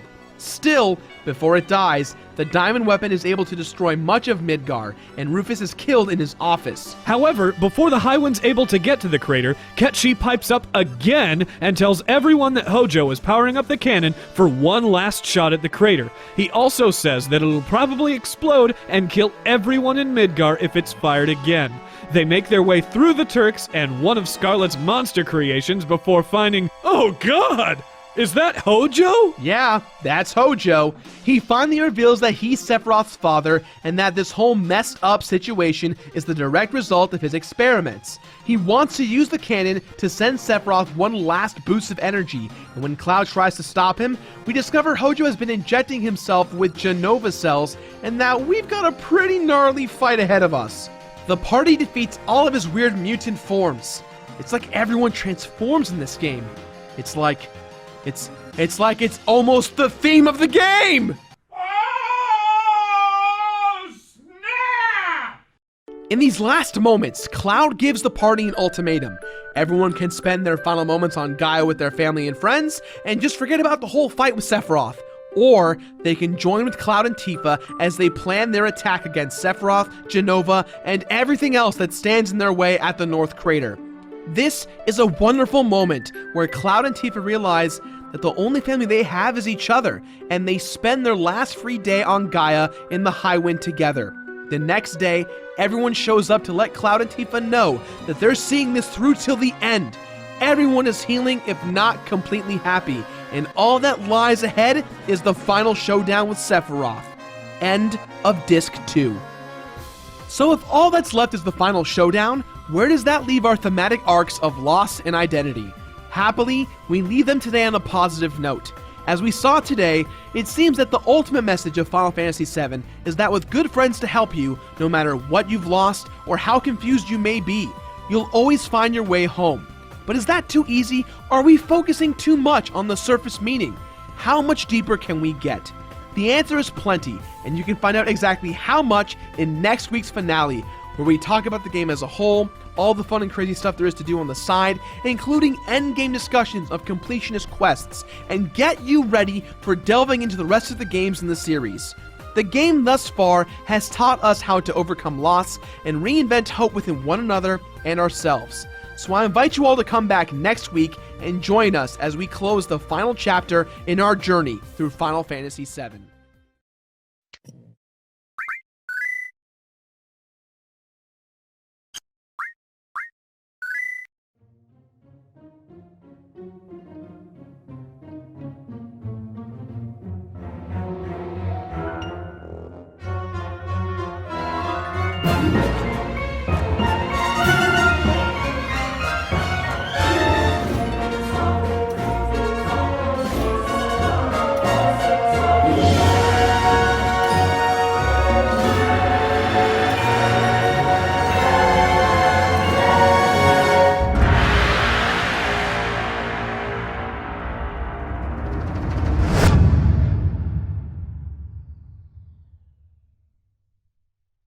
Hello everyone, my name is Gerard Dragon Rider Khalil, but most of you at home know me as the Completionist right here on YouTube. And welcome back to part 4 of Final Fantasy VII Month. Now we are nearing the end of our in-depth look at the main game. Today, we will spend a good amount of time focusing on the completionist aspects of this game, including the Master Materia, top-tier weapons, limit breaks, and other side quests such as fighting the big weapons. Our guests join us one last time to help us wrap up the plot of Final Fantasy VII. So, without further ado, let's dive into Disc 3. Last week, we saw Sephiroth's biological father, the mad scientist Hojo, use the cannon to blow open the path to Sephiroth's final resting place, the Northern Crater. All that's left is the final showdown. Wait, why are we doing an entire episode if all we gotta do is go fight Sephiroth? Easy. One word, closure. Closure for the characters, closure for us as gamers, and closure is the last thing you need on the journey through loss, and discovering who you really are. Disc 3 is the closure disc, and as the completionist, I have my own special closure I need from this game as well. So, let's put the creator on hold for just a second and delve into some side quests. You know, Final Fantasy VII, like that was the defining RPG of 1997. That was the defining RPG of probably that decade. You know, of the 90s. That's saying a lot, so maybe I shouldn't say that. But one of them by far in terms of storytelling, in terms of gameplay, in terms of telling this epic. I mean, quite literally, it was an epic. It wasn't just a video game. It was this piece of art, you know, that aspired to so much more than the sum of its parts. I guess that's true, right? Like games now, like it feels like, you know, there's a lot more effort going into it, but in a different way. Like it's all about production as opposed to like this world building shit, right? Like I don't feel like there are games that are as robust as those old RPGs were, where like there's all kinds of shit happening. Like the only games I can think of that compare to that kind of feeling are like Fallout or Skyrim. It was definitely a fun conclusion, but I think that there's a lot of things that when you beat the game, if you didn't do all the side quests, you didn't go back and experience everything that the game had to offer. Like if you didn't do all of Vincent's storyline, you missed a lot that was in the game. And the thing is, you didn't need it in order to complete the game and complete the story. Because really, it feels like, even though you have a giant cast of characters, it feels like after Aerith's death, it really is, at least cinematic-wise, just about Tifa and Cloud. And that's what they focus on the entire last part of the game. For me, that was just like, I would pick up the game and I'd be like, you know, I'm tired of doing the storyline. What can I do today? Oh, let's go bleed some chocobos, let's race some chocobos, or let's go to this place, or you know, we'll go to the Gold Saucer and take part in the fighting arena. You know, there was just so much on offer besides the storyline, and the storyline itself was just immense. So the fact that they offered you that much extra was a real good thing for me. Part of the reason Final Fantasy VII is so wonderful is that it fleshes out the world of Gaia with plenty of extra stuff to try that has nothing to do with the main plot. More specifically, we have the Golden Saucer, the weapon fights, all the weapons and final limit breaks, breeding the Gold Chocobo, and the Master Materias. Wowee, we got a lot to cover, but we're only gonna cover Cloud's limit break, ultimate weapon, and a few of the materia. In the interest of time for this portion, we want to show you all that we think is relevant to our overarching theme. So let's start off with a little closure for Yuffie and Vincent. Back in Disc 1, when she stole the party's materia, we learned that Yuffie has an identity crisis of her own. Yuffie's family rules Wutai Village, and after the Wutai Shinra War, even though a reactor was never built, Yuffie's father, Godo, gave in to Shinra, and Wutai was reduced to a tourist attraction, a shell of its former glory. It leaves Yuffie feeling torn. Wutai's loss of spirit makes her feel ashamed, like her people are cowards. Yuffie doesn't know whether she should do what she thinks is right and fight Shinra tooth and nail, or follow the complacent path of her people, loss and identity in its own special way, all rolled into one. Upon a return visit to Wutai, Yuffie is able to take on the trial in the pagoda in the back of the village. You fight just as Yuffie through 4 bosses until you reach the top, where you discover your last opponent is none other than Godo. The fight is brutal, and in the end, both Yuffie and her father are left exhausted on the floor. It leaves them feeling a sense of mutual respect, and afterwards, Godo explains that fighting just to show they're still mighty makes the Wutai clan no better than the Shinra. What's really good for the village is finding the balance between strength and determination, and that will put a stop to the constant fighting. It brings Yuffie's arc to a close, and you also get the Leviathan Materia and Yuffie's final limit break all creation. So, it all works out, closure found. Now, on to Vincent. Once you get the submarine in the cave where you found the Key of the Ancients, you can keep exploring along the western wall until you find a passage leading outside to another chamber behind a waterfall. If you have Vincent in your party, an event will trigger once you're inside. Vincent recognizes a voice he hears in the cave as belonging to his lost love, Lucrezia. Vincent and Lucrezia are forced to face their past and confront the fact that she is Sephiroth's mother. She spends all of her time in the cave, agonizing over the rumors of his death and being conflicted over whether or not giving him a mother's love would have changed anything. Lucrezia asks Vincent if the rumors of his death are true, and instead of telling her that her son might be responsible for, I don't know, the end of the world, Vincent tells her Sephiroth died. Now at peace, Lucrezia's Genova-ridded spirit disappears. Giving Lucrezia closure gives Vincent closure and helps him starting his own healing process. Now we'll find out more about this in a few weeks with the Dirge of Cerberus, but for now, enjoy Vincent's ultimate weapon and his final limit break. When it comes to limit breaks, you can simply obtain them all by doing a few specific quests, but as we said earlier, we're only going to discuss one limit break in depth, and that is Cloud's Omni Slash. In order to get it, you need to survive several battles in the Golden Saucer's battle arena. Also, important to know, you cannot teach people their final limit break until they've learned the rest. Cloud's limit break Omni Slash shows the exact desperation of when one man comes to a certain point, when he must fight back with everything he's got. So just for you guys, here's Omni Slash in its beautiful execution.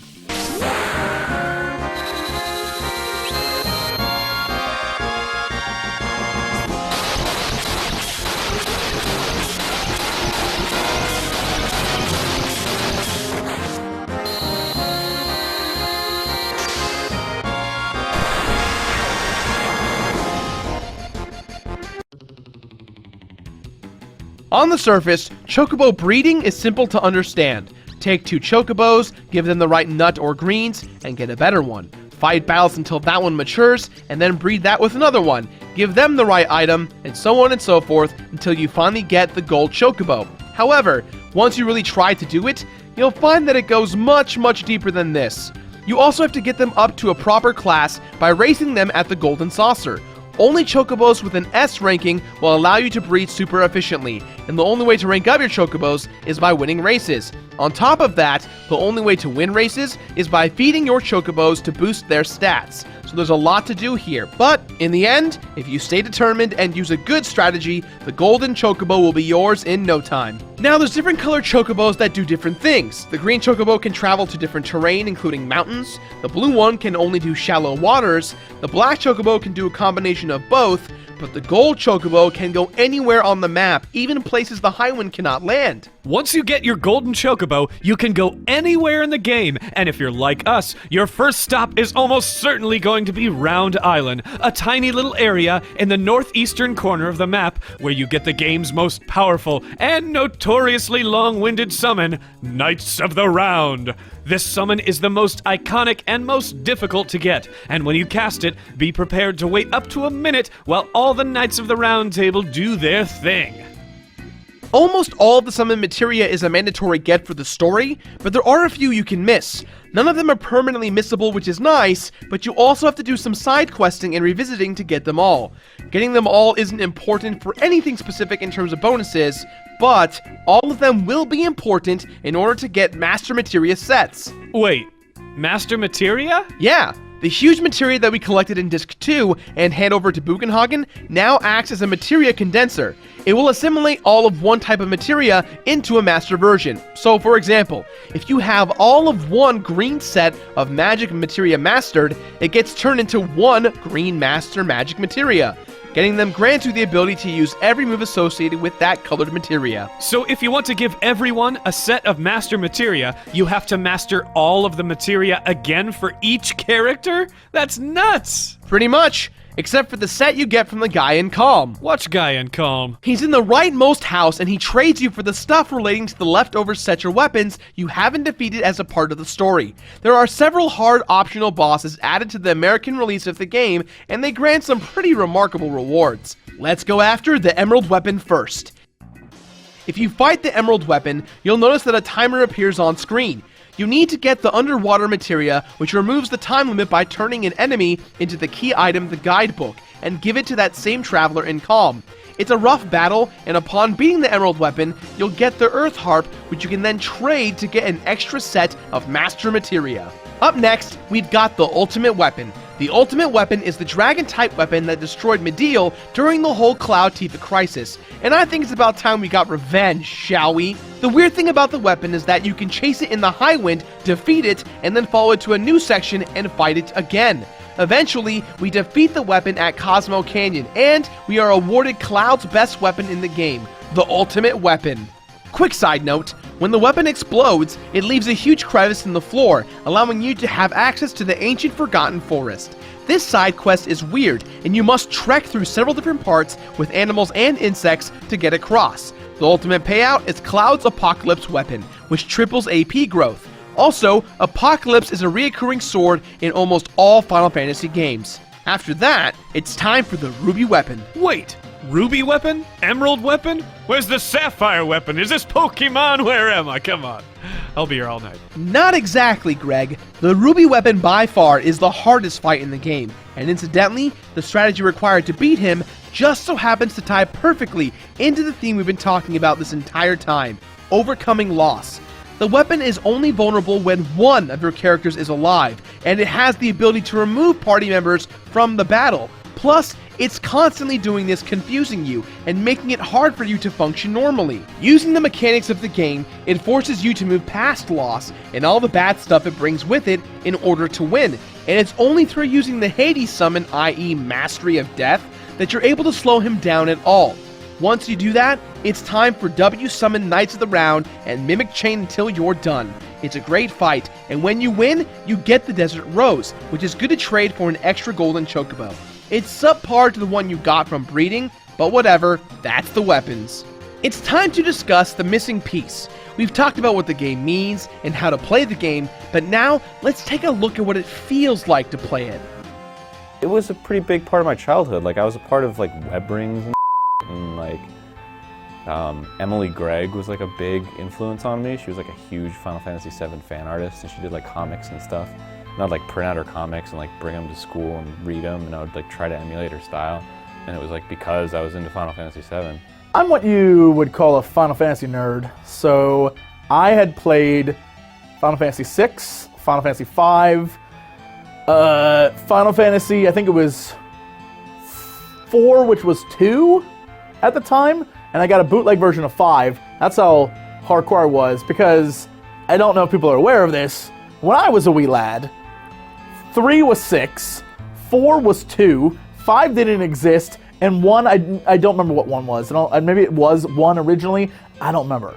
And so I was so into them that I went and got all the different ones that are around. I was a big RPG nerd, and 7 was just, look how beautiful it looks! I need this next-gen console. And there's a lot of nostalgia with Final Fantasy VII.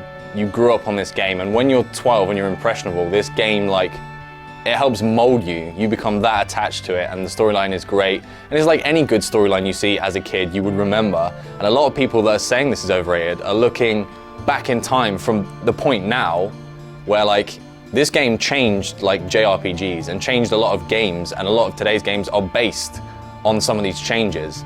So they're used to the changes. So to them, this is nothing special. This game is overhyped. But to people who were there and who played it, it was game-changing. It was the one. It was great. One of my favorite parts about it is the fact that like it was able to balance all that seriousness that we've been talking about with moments of levity and comedy and character building and, you know, relationships. And it goes back to the relationships, and that's my other favorite part actually is the dating scene. You know, and whether you're going on it with Barrett, Tifa, or Aerith, you know, like the fact that you could, depending on your actions, you could end up with any of those 3, and each one resulted in like a really interesting, deep character moment. That was either funny, like the Barrett thing's hilarious, right? Here's the 2 guys hanging out in the tram together, watching the fireworks, and it's like it's fantastic. It's comedy gold because it's, you know, these 2 bros just hanging out. You know, then you have Tifa, this like lifelong friendship and kind of this like will they won't they thing going on, which is great. And then Aerith as kind of like the go-to kind of heartthrob, the the sob story, this poor girl forming that relationship. And the fact that each of those encounters was so incredibly different and so incredibly rewarding in its own way really speaks to the strength of the relationship building in that script. When people describe what it's like to play Final Fantasy VII, it's commonly done with rose-colored glasses. Or perhaps more accurately, they're merely describing what it was like to play Final Fantasy VII. 17 years on, the game is really starting to show its age, and while I wouldn't even be close to the first person to say it, while largely excellent, the experience has never been perfect. Archaic gameplay elements and technological shortcomings are abound in Final Fantasy VII. While we'll take some time to mention them here, we'd also like to explain that we are reasonable people, and we do realize that when reviewing a 17-year-old game, there's a huge amount of hindsight, which didn't exist back then, that colors our opinion of the game now. On the flip side, it is currently 2014, and ignoring the past 17 years of gaming when formulating our review seems a little silly. So let's just get right down to it. Certain elements of gameplay, specifically those tied to progression, are severely flawed. It is very common for this game to demand obscene amounts of time out of you for combat options that are necessary to fully completing the game, or optional and usually very meager rewards. For example, mastering a set of materia for everyone takes far too long. Doing it once is fine, and getting the extra set from the Emerald Weapon is acceptable, but the amount of time it takes to reach the point where it's even conceivable that you might defeat the weapons is outrageous. The Ruby Weapon alone is worse than every other enemy in the game put together. It took me 77 hours to legitimately level up all the characters to 99 with 3 full sets of Master Materia, counting the set I got from the Emerald Weapon. I can't even imagine doing that 6 more times. It would unquestionably stop being fun. And did you know that if you hit level 99, the game doubles in difficulty in the last battle? What better way to reward you for your hard work than making it feel like it doesn't matter? I know the intent was there, but the execution was untested. And even though they fixed this to some extent in later games, it does not change the fact that it didn't work here. Another rough patch was the enemy skill materia. There are 24 skills to get from enemies, 2 of which are permanently missable, and 6 of which require the manipulation materia. Nowhere in the game does it give you any indication of how to get these skills, and it would be almost impossible to get every single one without a guide. Also, as revolutionary as the graphics were at the time, the graphics in Final Fantasy VII really do not hold up well, especially the blocky ones used for the overworld. I realized that it was a weird transitional holdover from the cute chibi-style sprites of the SNES days, but it was a step that could have easily been skipped and later was in Final Fantasies VIII and IX on the same console. The biggest situation Final Fantasy VII has going against it is that for newcomers to the RPG genre, the story can come off as convoluted. However, that being said, the avid Final Fantasy fan or even someone who just enjoys cinematic storytelling will continue to be invested in the story and the characters the entire length of the game. I love this game from the bottom of my heart, and my pure interest in the game made me understand it so well. But I can understand that some people would have a real hard time really enjoying the material.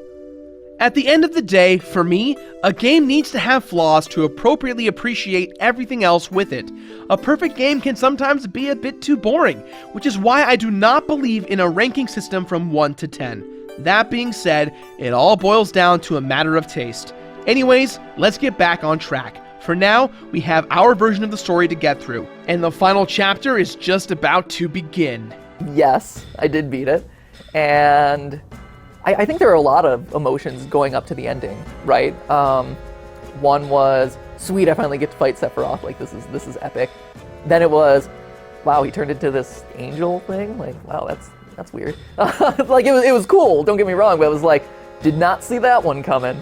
And then there was always, for me, you know, I'm the theorist guy, I like realism. I'm always like looking at realism, and so I see him do his meteor, right, is the final summon, and it's like this 15-minute long like epic animation of this rock just hurtling through space, destroying every planet. You know, he uses it multiple times during the battle, and so I'm like, I don't know about this one, and you're like, oh, clearly I can survive that. So I always got a kick out of that, like just personally. So I did beat Final Fantasy VII, and I don't know. I guess I didn't really. It was more like I triumphed over the game. The story wasn't like. It was like, oh, live stream and stuff. It was very. I use the word a lot, but it definitely encompasses Final Fantasy VII. It was like super esoteric. It was like, oh, return to the live stream, and now it's. And it deflected meteor, and like, was it all for naught? Was the live stream just gonna save the day anyway? And I vividly remember the final battle.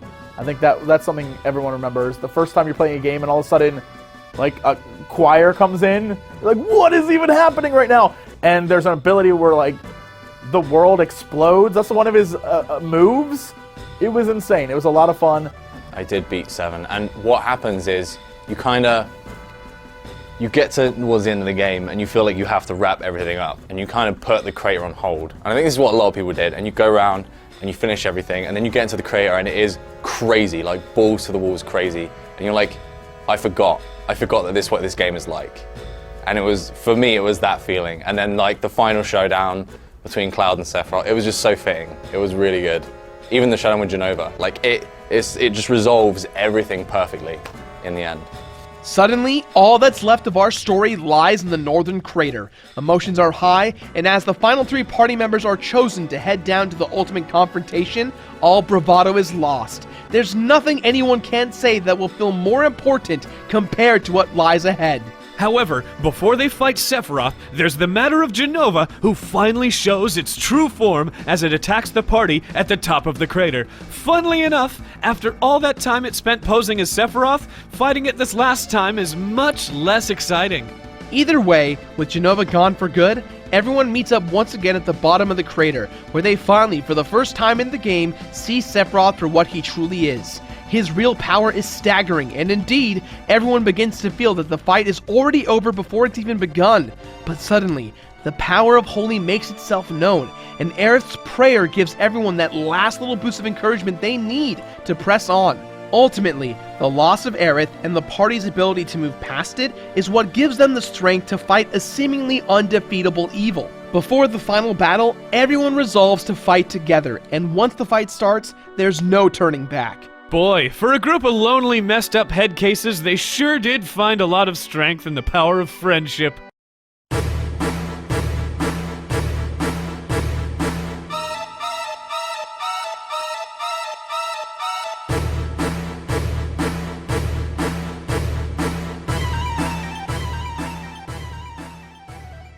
One winged angel blares from your television speakers. The fight is hard and complicated. Hell, Sephiroth has his own version of Knights of the Round, where we have to watch an abridged version of the meteor destroying our solar system and eventually hurt us really badly. But after many limit breaks and Knights of the Round and 2 separate Bizarro and Safer forms, Sephiroth is finally defeated. Your role as a player is over, but the story still needs some closure. It's time for the final showdown between Cloud and Sephiroth, 1-on-1. No magic, no special powers, just man-to-man battling. It all boils down to this like super quiet moment at the end where there is no party. It's just you and this monster that has just like tormented you the entire game. And you get to use the most powerful, insane attack ever in Omni Slash, and you just go to town on this guy. I mean, it has to be, right? Because this game starts off giving you the impression that this is a guy that is untouchable, he is above everything, he is way above Cloud. And then the final chapter of this game is showing the growth, like now Cloud knows who he is, and he knows what he has to do, and he's here, and he's in front of this guy who was untouchable, but suddenly he's not untouchable. It's this immensely cathartic moment, right? Because at that point you hate this guy so much, and you just want to see him. And here I am thinking like, oh man, I don't have any healing powers. Like, what am I going to do to fight this guy? But then it's like, use Omni Slash, great. But it was awesome because that was the first. I didn't earn that limit break in the game, so that was my first time seeing it, and it was like, whoa, look at this power that I have.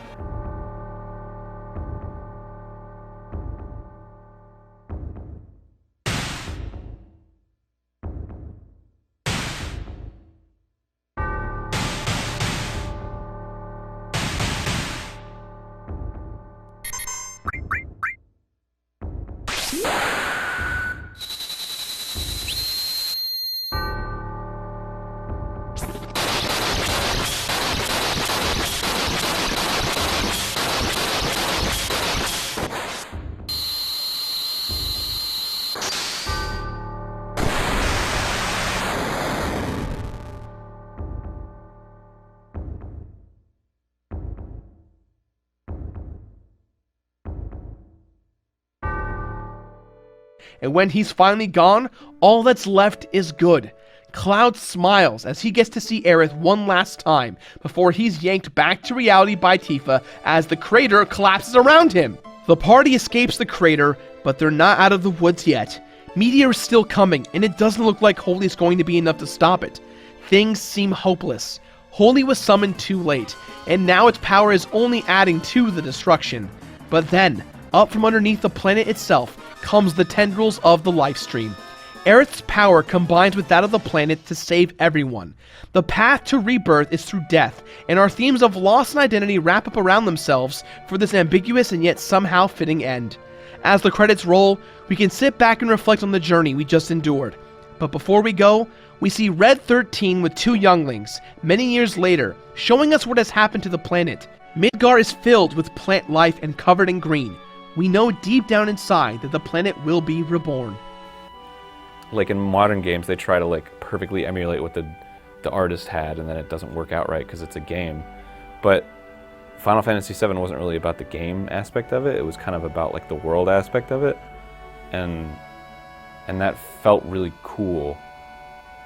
And it kind of changed my perspective on like what a game could be, which is weird because after I had played it and finished it, and there was like this big like, oh, Final Fantasy VII is one of the best games ever, I had like this like hipster-y kind of like, oh, well, no, it's not, because it's all bad, and there's all these problems, and blah, blah, blah, and there was like this time in my life where I like really hated on Final Fantasy VII, and I think for a while I actually believed it, but like it did like affect me as a kid. It was like a pretty big deal growing up to me. It's a very, very serious game that has moments of joy, and you're like, I can see that they enjoyed making this. It's a lot of fun. I mean, my impression of what happened was the reactors that were sucking out the live stream, obviously this left like, Midgar was almost just a drainage pipe, right, a drain. And there was all these holes because they were draining out the live stream, and it was just the easiest place for the live stream to come up out of and get rid of all of that bad, all of that. So I think it was a cleansing in a way. It was the live stream cleansing what was like this pollute, awful city that was at the center of everything bad. I feel like it's time for me to probably go back and revisit it, just based off of this interview and talking about it and revisiting those moments and refreshing those memories, because I think I would get a lot more out of it and a lot of different things out of it at this point. It's interesting how artwork can really change based on where you are in life. Certain themes will speak to you more than others, certain moments will stand out to you more than others. You know, I played the game early on, and so like the more comedic bits really stood out to me. Now I'm older and in a very different place in my life, so probably some of the more mature themes would really resonate with me at this point. The characters have experienced loss, and they are, like, for better or worse, damaged goods. And then you, the player, by the end of Disc 1, you're a damaged player going into Disc 2 because you've lost a key party member. None of the other characters, if you're like me, you played with her most of the time. In your first group, you had your flower girl doing pretty much all the healing and doing all the work. And then that's you, the player, but the game itself is a damaged, flawed game because of all the things. And I think that's what's great about Final Fantasy VII and great about video games, especially like the artful ones, is like any good pieces of art, they speak to you differently. And they're constantly changing, and they're constantly getting you to experience them in new ways. And I'm not a type of person to really go back and play a game again, because for me it's the completionist attitude, right? It's like, I did it, I checked it off my list. But sometimes you have to allow yourself the time to go back and really appreciate those important things in your life.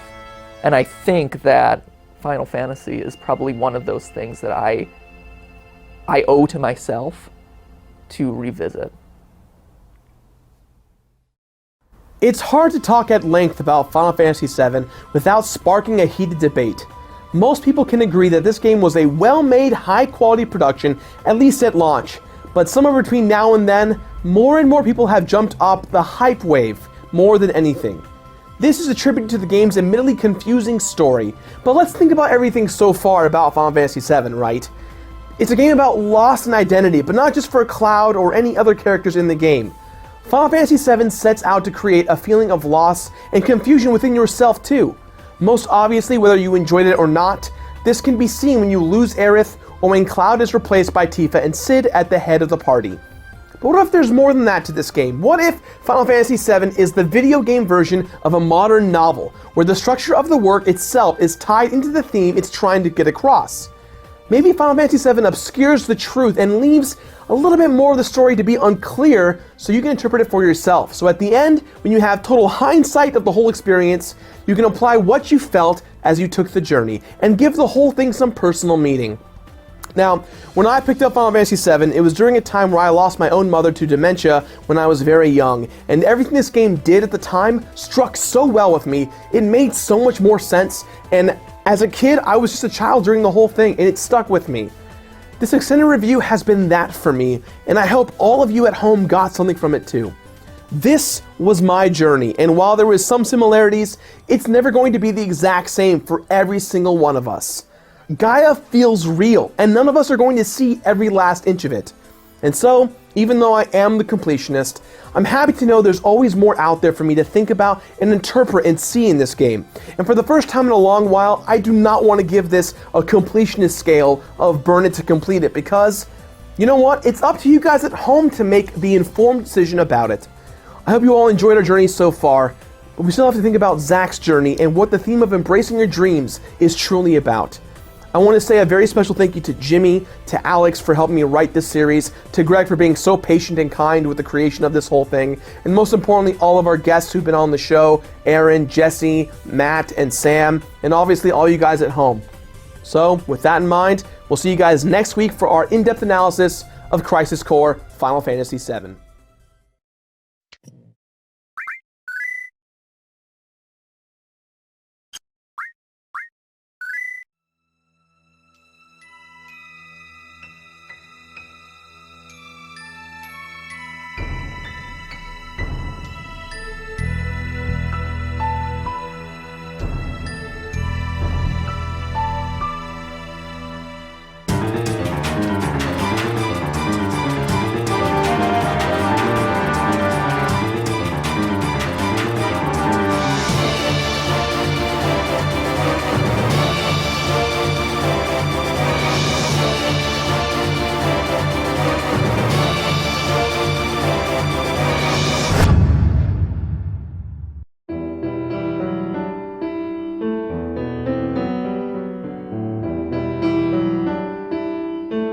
Hello everyone, my name is Gerard Dragon Rider Khalil, but most of you on YouTube know me as The Completionist, and welcome back to Final Fantasy VII Month.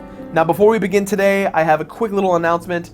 Final Fantasy VII Month has been going over so well that we partnered with TheYeti.com, a t-shirt company, to bring you guys two new shirts. One is the Completed shirt done in the style of the Red campaign, and the other is the shirt I'm wearing right now, which kind of ties into our theme of embracing your dreams, except the parody of it is Embrace Your Beard. It is available right now at theyeti.com/thatonevideogamer. Again, theyeti.com/thatonevideogamer. Shirts are $17. They will forever stay $17, and they are a limited print, so you'll want to get them now before it's too late. So with that said, let's go ahead and start off Crisis Core. Now, the past month, it has been wonderful exploring everything from the main game of the original Final Fantasy VII. But the overarching theme of loss and identity in this month are about to come to a screeching halt when we get to experience a familiar story we've known about from the perspective of someone who up to this point has kind of been downplayed a lot. Today's discussion will be about the PlayStation Portable game Crisis Core Final Fantasy VII and the main character Zack Fair. We think we know a lot about the Nibelheim incident, but there's so much fog surrounding the entire conflict. We'll also talk a little bit about the history of the game, as well as two new themes that are in parallel with our previous ones. So, with that said, ladies and gentlemen, I give you Embracing Your Dreams, the truth of Zack Fair. Most game franchises are pretty straightforward within its story and the evolution of their storytelling, right? If Mass Effect 1 came out and everyone loves the story, the obvious choice is to make Mass Effect 2 and 3. In the realm of Square Enix and how they produce games, they very rarely create direct sequels or prequels to games, and if they do, they always end up coming out with a drastically different engine within a year or two of the first title it's attached to. So for instance, titles like Final Fantasy X and X-2, 13, 13-2, and 13-3, even Final Fantasy XII with the Ivalice Alliance and so on. Somewhere within Square's being, they said to themselves, hey, you know our best-selling franchise thus far? It's been 10 years. Let's bring back Final Fantasy VII with an array of extended universe games and films, and call it the compilation of Final Fantasy VII. In this compilation, Square Enix added one console game, one portable game, several mobile games, a few voiceover comic novellas, and a full CGI animated film. Most of the mobile games and novellas were Japanese release only, so for the rest of us, we had Crisis Core, which takes place 7 years before the events of Final Fantasy VII, Advent Children, which takes place a few years after Final Fantasy VII, and Dirge of Cerberus, which takes place after Advent Children. Each of these stories clears up a lot of the confusion about the events that take place across the entire timeline while adding a lot of depth to our already well fleshed out characters. To really get our points across, today we will be doing everything just a little bit differently. We will talk about the history of Crisis Core, its presentation and gameplay, then dive straight into the story and themes, with a little dash of completion bonus. Crisis Core was a very sticky situation. Going into the game's development, Hajime Tabata had developed the mobile game Before Crisis, which focused on the Turks. Square originally was going to make a port of Before Crisis for the PSP in order to expand their gamer market. Instead, Tetsuya Nomura appointed Tabata to be the director of Crisis Core, but it was difficult for them starting out because of the novella Last Order. This changed a bit of the lore that went into the Nibelheim incident, and it angered fans in a big way. There was a lot of pressure surrounding the success of Crisis Core. This was the first real visit back to Gaia that had to make everything feel familiar and new at the same time. They decided on choosing Zack Fair as the protagonist of Crisis Core because of his predetermined fate in the series. Zack's story had been sitting in such a minor role for nearly 10 years as conceptual art. He really created the backstory for Cloud, and since they had so much source material, they wanted to give him a real shot. I think one of the really great things about Crisis Core's presentation is how next-gen it feels for being on the PSP. All the cutscenes look incredible, bringing that cinematic storytelling we know and love right back into the world of Gaia. I remember when Gerard and I were playing this game, we kept screaming at the screen, "Why can't this be on the PlayStation 3? It's just so incredible." Even the regular graphics in the gameplay and transitioning scenes will blow your mind. And what's even better is that the PSP has an HD TV component out feature, so you can play this thing on the big TV, so you can really get that cinematic feel. A big controversial change for Crisis Core's overall representation came from the tone of being an action-oriented game. From what we know of Final Fantasy VII, we've got a traditional JRPG with an emphasis on some innovative things, but in order to make everything seem more streamlined, Square wanted Crisis Core to be much more action-driven. This made sense considering that we only play as Zack the entire time, so there's no need to slow down gameplay to one person waiting to attack. The core mechanics of Crisis Core are as follows. Everything is done in real time. Using the L and R buttons, you can scroll through all of your commands depending on what materia you have equipped. Need to heal? Bam, you can heal. Need to cast a spell? Go for it. There's a bit of delay between your inputs of attacking and using commands, creating an illusion of real-time combat, but you can actually avoid attacks by running away and dodging. You have so much more control over the tide of the battle, which is really awesome. We've also got two revolutionary battle elements that add a lot more depth to this new system. The first is the Digital Mind Wave, better known as the DMW slot machine. This slot machine is constantly spinning in battle and at random grants you ability bonuses such as temporary invincibility or infinite MP. In order to spin this meter, you need to have soldier points, or SP, which you get from every action, every battle won, and from the modulation phase of the DMW slot machine. The modulation phase is really rad. You'll notice that pictures of different characters are constantly spinning in the meter. These characters are important to Zack on his journey, and you enter the modulation phase whenever these pictures align. The modulation phase acts as an instant limit break, and they all feature different cutscenes and events that take place in the story, followed by an insane act of awesomeness. But that's not all. When you see the numbers line up, they determine what level of power the limit break has. These numbers also indicate how you level up.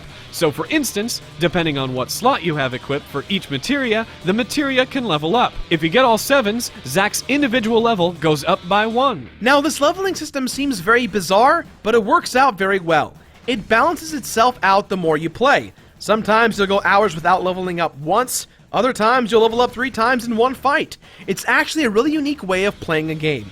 As the story goes on, the grayed out portraits slowly become filled, and eventually, you'll start fighting with summons and secret characters on your side.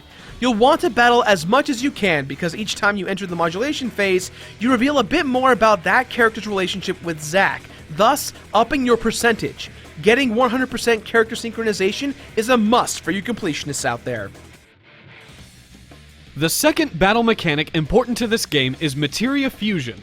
Starting out, this mechanic is as simple as taking the same type of materia and just boosting it with one another. But as you get further in the game, you get the ability to combine all types, which will provide insane bonuses. Want to max out your HP? Why not materia fuse your way to 99,999 HP? And this is legitimate, folks. You can do this in-game without any cheats. Using items, you can unlock the cap of your damage output and do up to 99,999 damage as well. What's fascinating about Zack and his weapons is that he only has 2, his basic sword and his buster sword. And as our story moves on, you'll see there's no need for any other sword upgrades. The power is not in the sword, but in the man that uses it. Let's just get the completion bonus out of the way right now, as there's nothing that ruins the plot in this bonus. There's really only 2 major side quest things you need to do in the game, and they both take a huge amount of time.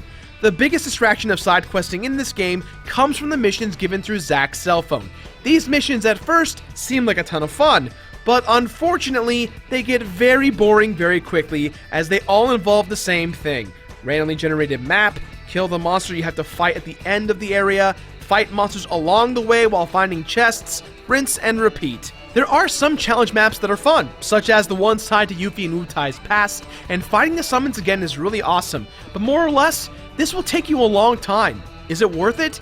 Well, if you're looking for some ultimate gear, then absolutely. The last mission in the game is to fight the ultimate rare form of the goddess Minerva, who we'll talk about at the end of our story. The other side mission, which we talked about briefly, is unlocking all the DMW cutscenes and roll chances. Both of these quests add to getting the ultimate gear, which add godlike status benefits for Zack. Basically, want to be god tier? Do these missions and unlock all the meters. You also can unlock New Game Plus, and there is a hard mode capability, but nothing is rewarded for completing both. Now that we've got all of our pieces laid out, let's dive into the story of Crisis Core. Roughly 30 years before the events of Final Fantasy VII, we all remember that Professor Gast and Hojo injected Genova cells into people. But what we did not know was that Sephiroth was not the only one created. Hojo and Gast were classified under Project S, whereas Professor Hollander was on Project G, which stands for Jillian. Jillian Hewley, a woman from a village called Benora, was experimented on just like Lucrezia. Professor Hollander also grew a fetus from the ground up at the same time. Both were injected with a different strain of Genova than Sephiroth. Jillian eventually gave birth to her son Angeal, while the fetus transformed into Genesis. Evidence shows that Professor Hollander may be the real birth father of Angeal, considering their appearances look very much alike. In the Crisis Core guide, it alludes to the fact that Angeal's stepfather married his mother during her pregnancy with Angeal, and that Angeal never found out that his stepfather was not his real dad. Angeal and Genesis would then go on to grow up and be best friends, eating Benora apples all the time. Genesis would go on to become obsessed with the show Loveless and base his entire life and being on the plot of the play. So, Loveless, the album by My Bloody Valentine referenced in Final Fantasy VII, plays an actual role in the plot for a character? That's pretty sweet. In the several times we end up running into Genesis, he constantly quotes the play. They would go on to become the mightiest of warriors, and as they grew up, they learned of the legend of Sephiroth climbing the ranks of soldier, inspiring them to suit up as well and eventually befriend Sephiroth. The main timeline of Crisis Core takes place 7 years before the events of Final Fantasy VII.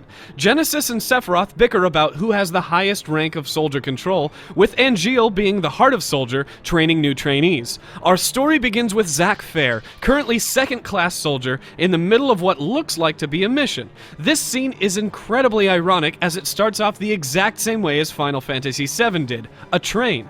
Towards the end of this mission, Sephiroth shows up and looks like he's testing Zack to his limit. Upon this exchange, Sephiroth is about to best Zack when Angeal steps in, revealing that this whole mission was simply a simulation to help Zack train his skills. We start to see the beginnings of one of our themes that we will see unfold in this story. Legacy. Zack looks up to Angeal tremendously, to the point where Zack models his role after him, someone who wants to be a hero no matter what comes his way. When Angeal intervenes, he reveals his personal weapon, the Buster Sword. In this, we realize that Zack does not own the Buster Sword yet. Zack is somewhat goofy but highly motivated to do the right thing. Unlike our theme of Final Fantasy VII, Zack does not have an identity crisis, but rather the exact opposite. He knows exactly who he is. In fact, in the entire Final Fantasy VII universe, Zack Fair is the only one who knows who he is, what he wants, and knows in his heart what's truly good and evil. 1 month goes by, and word breaks out that Genesis has defected from Soldier, taking several second and third class soldiers with him. Enter Lazard, the director of Soldier. He's the one that sends everyone out on missions. He tells Zack and Angeal that the final fight with Wutai is coming to an end, and that they will help liberate the remaining rebel forces. Halfway through the mission, news breaks that Angeal has also now defected from Soldier. Zack and Sephiroth, at all costs, must now hunt down and destroy Genesis and Angeal.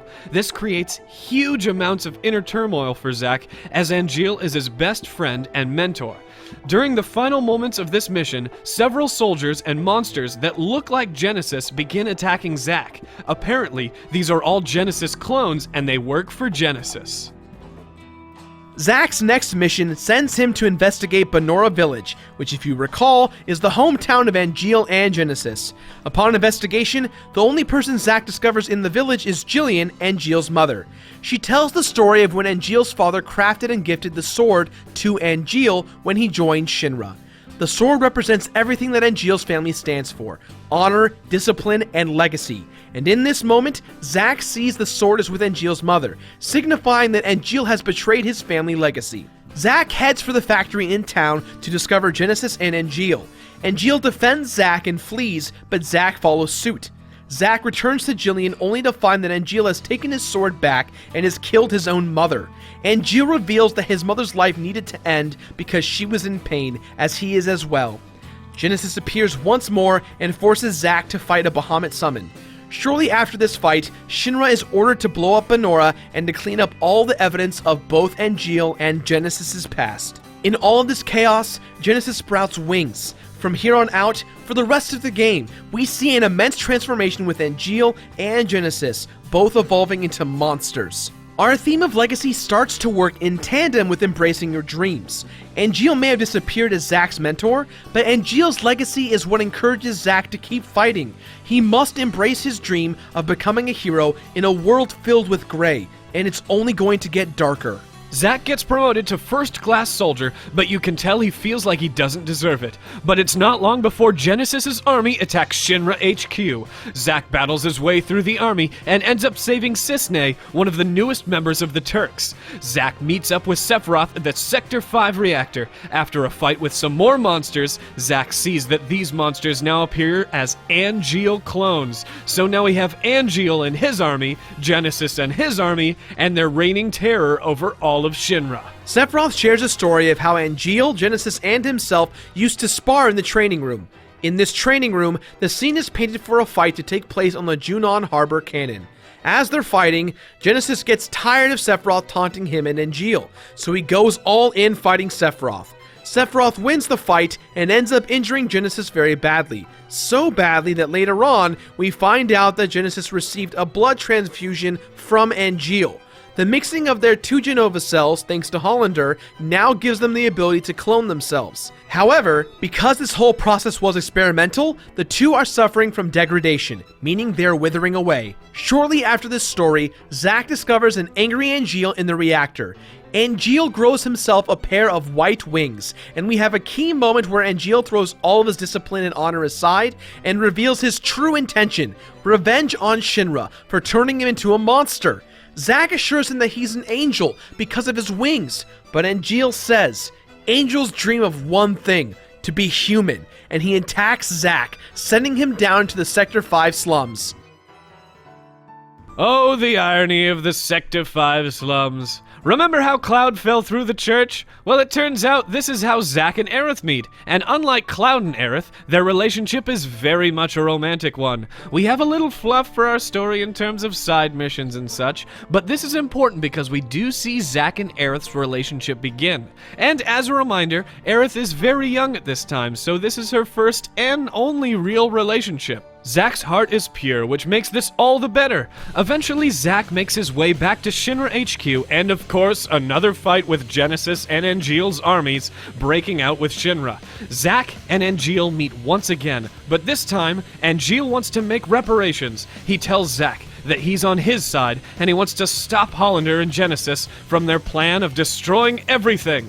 Zack accepts, and the two of them meet up with Sephiroth to discuss a game plan. The group realizes that Hojo might be Genesis' next target, so Zack rushes off to stop him.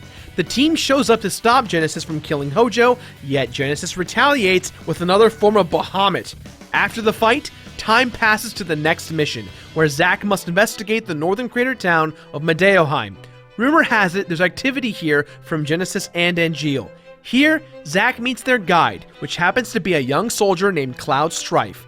We have the beginning of a wonderful friendship, as these two see themselves in one another. Zack and Cloud find Hollander and Genesis. Genesis's degradation is horrible, and Hollander and Genesis are trying to find Genova cells to help stop the process. We have a near final fight with Genesis and Zack, with Zack defeating Genesis. Genesis seemingly accepts his fate and falls below. On the move, Zack finds Sang and Cloud harmed by Hollander, with a trail of Angeal clones littering the way. Zack meets up with Angeal, only to have Angeal go crazy, considering Zack is still Shinra. Hollander shows up and reveals that he is Angeal's father. Angeal is perfect according to Hollander, but Angeal thinks he's a perfect monster that must be stopped. Angeal tells Zack that Zack must kill Angeal in order to stop him. Angeal absorbs several clones of himself to become a big monster. After the fight is all said and done, Angeal, on his deathbed, gives Zack the Buster Sword, informing Zack that he must be his living legacy and will live on for the good of both of them. This is for you.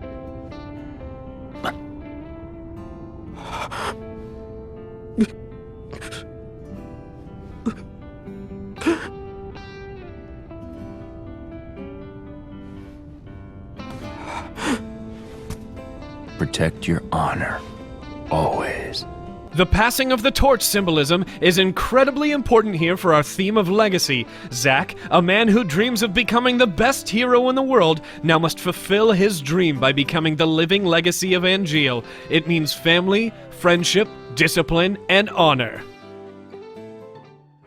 Zack takes a long-awaited vacation after leading Soldier alongside Sephiroth for several months. His vacation is ruined as word gets out that Lazard has gone missing and Genesis and Angeal leftover clones are attacking Junon Harbor. Zack suits up, clears his mind, and returns back to Midgar. Shortly afterwards, Zack is informed that he must spend a fair amount of time away from Midgar on the next mission. Here, Zack spends as much time as he can with Aerith, knowing that he's going to be gone for quite some time. What's his mission? Zack is being summoned to Nibelheim alongside Cloud and Sephiroth to investigate a mystery that's taking place at the Mount Nibel reactor. Oh god, this is it! The Nibelheim Incident! Presented beautifully, the events we know so well begin to unfold. They arrive at Nibelheim, they meet Tifa, take a few pictures, and in a few days, they head up to Mount Nibel to find Jenova locked away. Sephiroth begins to have his big meltdown and realizes that he too is a monster. What is different this time around, however, is that Genesis shows up to throw a wrench into everything. Genesis, in this version of the incident, informs Sephiroth of his entire past, which starts to push the big boulder of evil that is Sephiroth. His attempt to manipulate Sephiroth, however, into giving him some Jenova cells, fails, but it succeeds at making Sephiroth lose his mind. The town goes in flames, Zack, Cloud, and Tifa try to stop Sephiroth at the reactor, Cloud stabs Sephiroth, Zack gets hurt, Tifa gets hurt, everything goes as we know. Things start to turn for the worse, as Cloud and Zack are captured and experimented on for months, maybe even years, in the Shinra mansion. Zack and Cloud eventually break free of their capsules. Their plan is to run as far away as they can from Shinra, with both the entire Shinra forces and the Turks trying to make public enemies out of them. Cisne of the Turks finds Zack, but because of their friendship, she lets them go. While Cloud and Zack are on the run, they run into Genesis again, who informs them that because of their recent exposure to Mako and Jenova cells, they're incredibly valuable to them, and that the degradation process can end. After fighting them off, they continue their quest to run from Shinra. Zack heads to Gongaga, his hometown, to try and say goodbye to his family, but while he's in the Gongaga reactor, Hollander and several Genesis and Angeal clones try to kill Zack and Cloud. That is until Lazard shows up, who turns out to be another Angeal clone. Lazard and Zack vow that the only thing left to do is to officially kill Genesis while they are on the run from Shinra. Zack figures out that the final battlefield for Genesis lies at the Benora Apple Field, or at least what's left of it after Shinra's bombing. There, the final fight for peace and justice from Genesis begins. Genesis the whole game often references Loveless and the gift of the goddess. Genesis finds the statue of the goddess holding the goddess Materia, which essentially is the goddess Minerva as a summon. Upon her awakening, she combines herself with Genesis to destroy Zack, but after Zack defeats them, Genesis is healed of his degradation, yet he's actually dying from his defeat. Zack drags his body along to a degrading Lazard, Angeal clone, and Mako-poisoned Cloud in a pile of bodies. Genesis realizes that the gift of the goddess is what Angeal's words have been about since the very beginning. It's the honor of Soldier. Genesis now wants that dream and honor, but because he never will get it, his spirit will never return to the planet or the Lifestream. This is a wonderful moment as Zack finds one of 89 letters written from Aerith. Zack and Cloud have been missing for nearly 4 years, and this letter is Aerith's goodbye letter to Zack, hoping that he's alright. After all of this drama, Zack and Cloud hobble their way across the lands of Gaia, trying to outrun Shinra. Hitchhiking their way across the fields, Zack puts Cloud down to go investigate a certain landfill. Upon his investigation, Shinra finds Zack. Let's just do a mini flashback of Zack's death in Final Fantasy VII.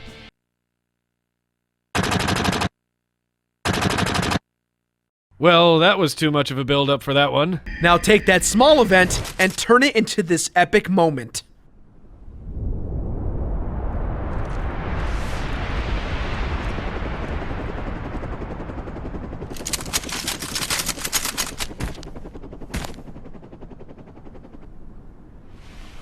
Boy, oh boy. The price of freedom is steep.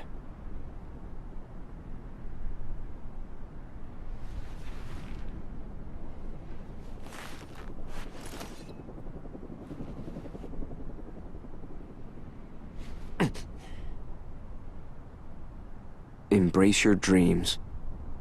And whatever happens, protect your honor. As Soldier! Come and get it! Much more effective, don't you think? This is what our theme of Legacy has been building up to. Think about all that's happened. Angeal, Genesis, Sephiroth. They've all transformed into monsters who were built on foundations of becoming a hero and honoring Soldier. all of whom lost themselves and their identities to a large extent, whereas Zack, this entire time, has known since the beginning who he is, what he wants, and what is important to him. And what unfolds is one of the most iconic death scenes ever.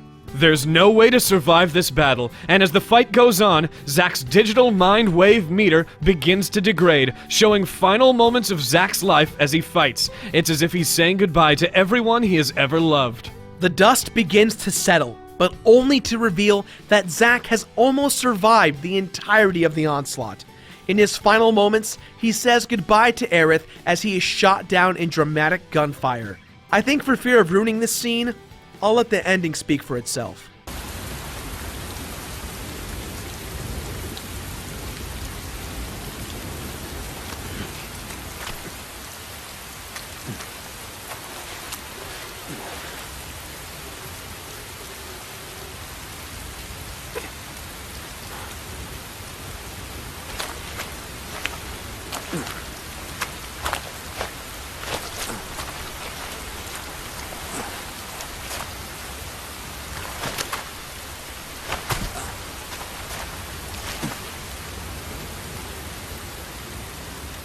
Zack.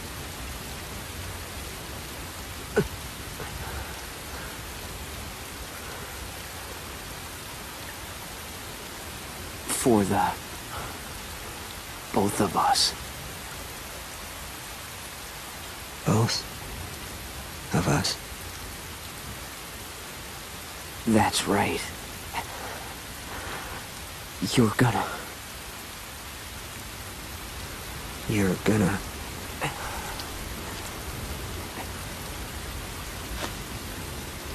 live. You'll be my living legacy.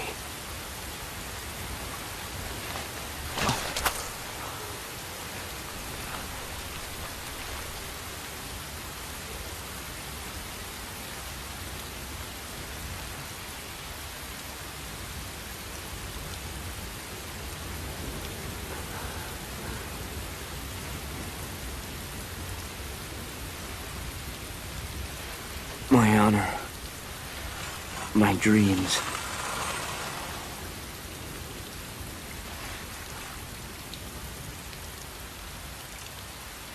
They're yours now.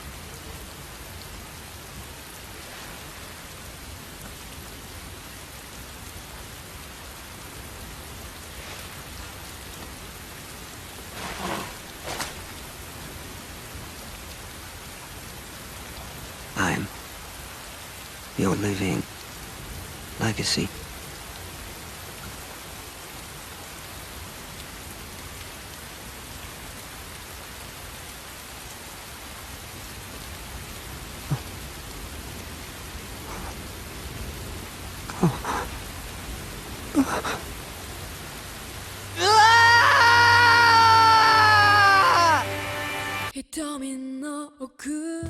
In these final moments, we realize how important embracing your dreams was for one person. In a world filled with evil, corporation corruption, confusion, loss and identity, to downright selfishness, one man fought hard to be that living legacy and embraced his dream to his last breath. After the credits are over, the intro for Final Fantasy VII starts just as we know it from the earlier days. Aerith walking through the slums, Cloud on the train with new resolve in mind.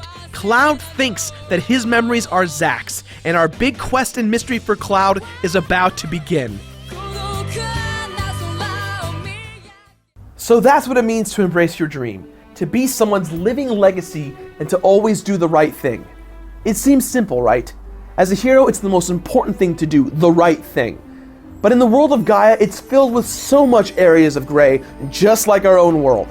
There's so much right and wrong in the world, it's truly hard to find yourself. But Zack Fair, from the moment he joined Soldier, to the last time he saw Aerith, to the final events of his life, he never gave up. He knew what it meant. Zack Fair, the hero that everyone forgot about, who clearly valued one important thing: embracing your dreams to the fullest potential. Again, thank you everyone one more time for joining us in this amazing tale of Zack Fair. But now let's change gears for next week as we dive into the events that take place after Final Fantasy VII. Let us take an in-depth look at Gaia and life after Sephiroth and Meteor, and how everyone's doing in the animated film of Advent Children Final Fantasy VII.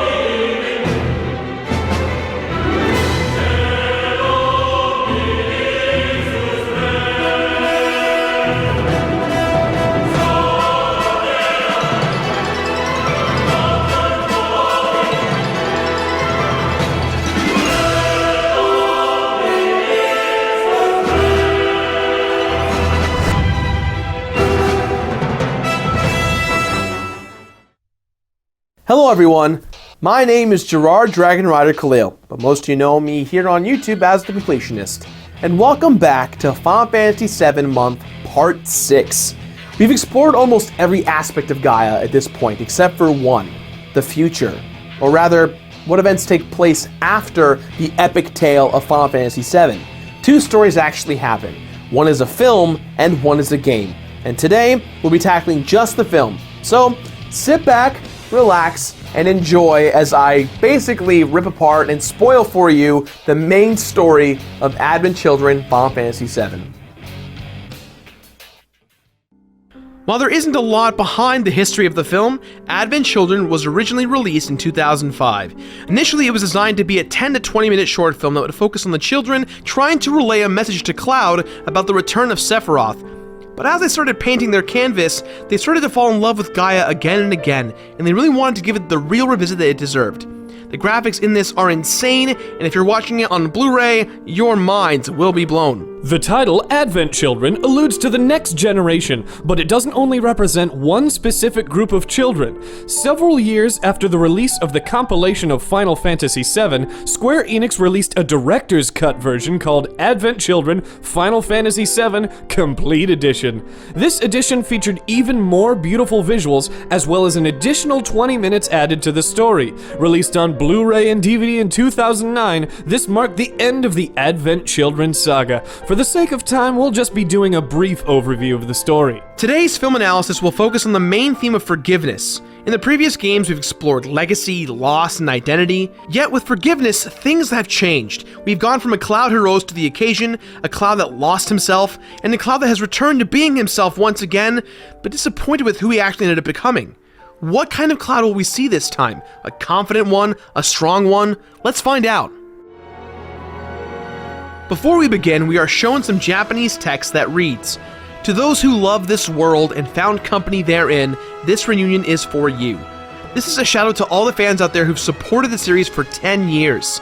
2 years after the events of Final Fantasy VII, we are in a different world. Gaia has changed to a depressing landscape where we face a brand new evil, Geostigma. See, when Cloud defeated Sephiroth, Sephiroth and Jenova were absorbed into the Lifestream, and therefore they ended up poisoning the world with Geostigma, an alien matter that tries to destroy the immune system. The stigma at first doesn't actually seem too deadly, but the body overcompensates and ends up killing itself because of its presence. It plagues present-day Gaia, including our hero Cloud. Anyone remember the reunion from Final Fantasy VII? Well, gear up for reunion number 2. Sephiroth and Jenova have 3 new remnants, or in this case, Advent Children, that represent their evil future. Kadaj, the leader, represents the evil quality of Sephiroth. Loz, the dopey brute, represents Sephiroth's strength. And Yazoo represents Sephiroth's charm. These 3 evil bastards are the antagonists of the film, and on the surface they're kind of weak. They're really just less scary versions of Sephiroth, but more on that later. These 3 remnants take control of all the children in Midgar that are infected with Geostigma and use them to empower Jenova and Sephiroth. The only thing stopping them from global domination? Jenova herself. They must find Jenova so they can become whole again. Cloud's struggle throughout the film is for forgiveness and acceptance.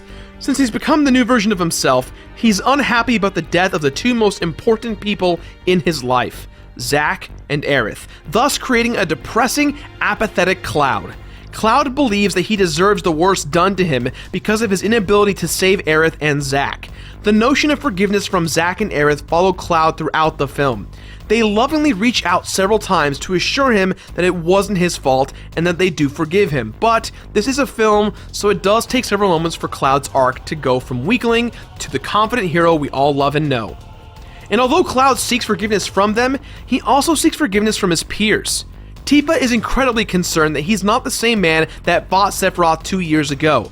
In 2 years' time, it seems that Midgar has become a more depressing place, let alone Gaia as a whole. But Cloud gets by with a little help of his friends, and again fights the good fight. The old gang is back and looking for new ways to restore the planet back to its original state, including Rufus Shinra. Thought he was dead? Turns out he's not. And like Cloud, he's trying to atone for his sins, wanting to rebuild the world for the better with his personal army, the Turks. Obviously, Shinra no longer exists, but they still try to make the world a better place by keeping Jenova away from the remnants. But what happens if they do get a piece of Jenova? What happens if the bad guys win? What if in Kadaj's final moments after Cloud whoops his ass, he grabs Jenova's head and assimilates it? My reunion. Bet you're dying to watch.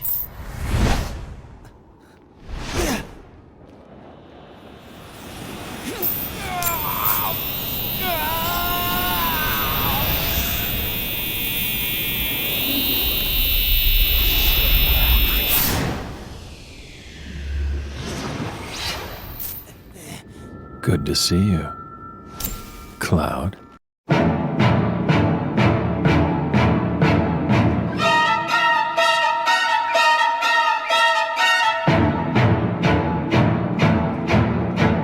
Son of a doodly, he's back! Sephiroth is here, he's returned, and holy crap, he's even more powerful than before! Sephiroth uses all his newfound power to summon the Geostigma to consume the planet, so that he and Jenova can continue their quest to dominate the universe.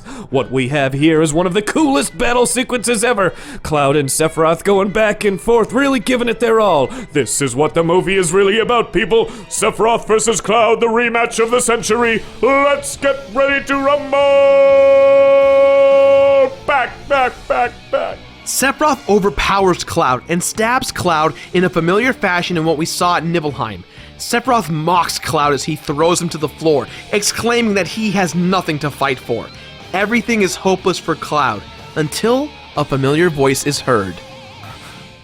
So what if it looks hopeless? If it were me, I still wouldn't give up. Embrace your dreams. And, whatever happens, protect your honor as soldier. Well, okay. You never made soldier. But it's what's in here that counts. Zack. Well, you need a hand with him?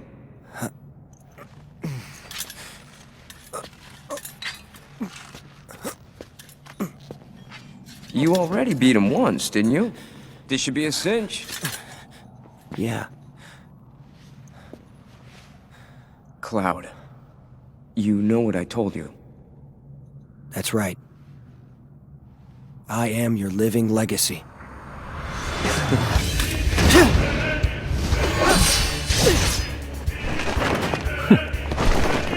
I pity you. You just don't get it at all. There's not a thing I don't cherish.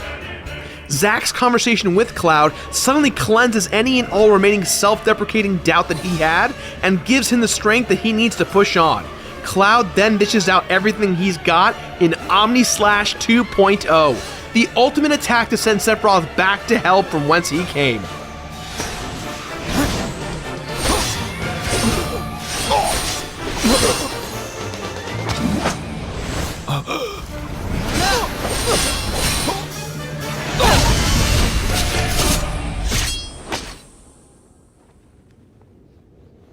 Stay where you belong.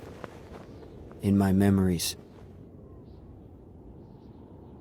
Upon Sephiroth's defeat, Kadash reverts back to his sickly form, waiting for death to take him. Kadash thinks that he hears Mother's voice telling him that he'll be okay, but it's actually Aerith. It begins to rain. The rain is the Lifestream's way of washing the planet of the Geostigma, giving life and purity back to the people. Everyone rejoices as it seems everything is coming to a happy ending.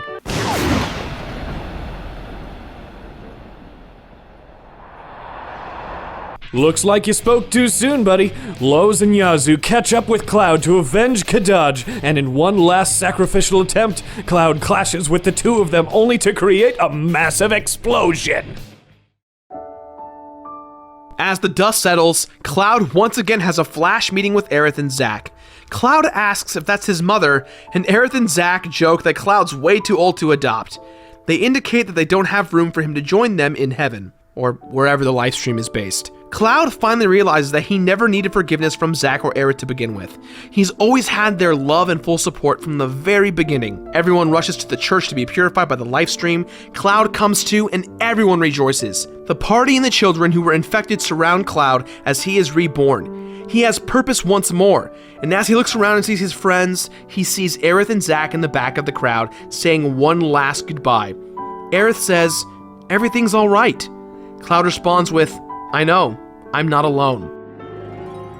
Earlier we had said that Advent Children's title was about the next generation of children to represent this world. In this instance, there's two meanings. For Jenova and Sephiroth, their remnants represent their next generation of evil that Cloud and company will eventually have to defeat. But for the good of the planet, the literal children of Gaia represent the future, and the war of the Lifestream versus the Geostigma finally comes to an end. Our theme of forgiveness is pure for everyone in this situation. Zack and Aerith obviously forgive Cloud, Tifa, Marlene, and the rest of the party forgives Cloud, the planet forgives its people, and even Shinra wants forgiveness for what it did to the planet. Everything seems to be shaping up for our heroes and friends in Gaia. Yet there's one last story that exists in the compilation of Final Fantasy VII, one that surrounds one of the more interesting characters in the realm of Gaia, Vincent Valentine the Turk, or former Turk. So, brace yourselves, folks.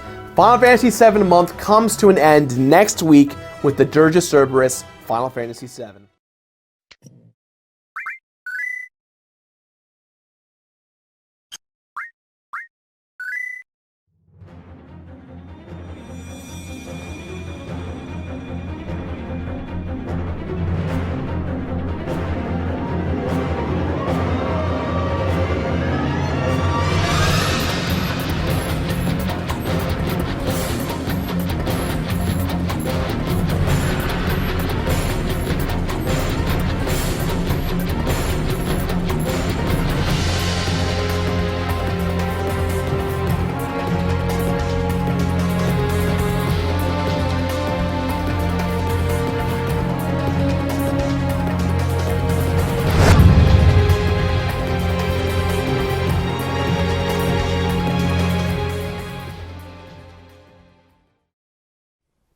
Hello everyone, my name is Gerard Dragon Rider Khalil, but most of you know me as the Completionist right here on YouTube. And welcome back to our final installment in Final Fantasy VII month. I am so thankful and overjoyed by all of you who have made it with us thus far for almost what came to be 2 months of Final Fantasy VII completion content. Before we begin today's episode, I've been informed by the Yeti that the Embrace Your Beer t-shirt is running very low in stock, so if you want to pick it up, now is the time to do it. It's still available, but be quick as the stock is running low. So, what exactly is the final game in Final Fantasy VII month? Disappointingly, our last game is The Dirge of Cerberus, a game that has many flaws. Chronologically, it leaves a bit of a weird taste in a lot of fans' mouths, including my own. So, let's try and explore the mystery of the unique game known as Dirge of Cerberus Final Fantasy VII. So there's a bit of a genre shift when it comes to the Dirge of Cerberus. Let's clear the air real quick. Our previous games have been JRPGs, right?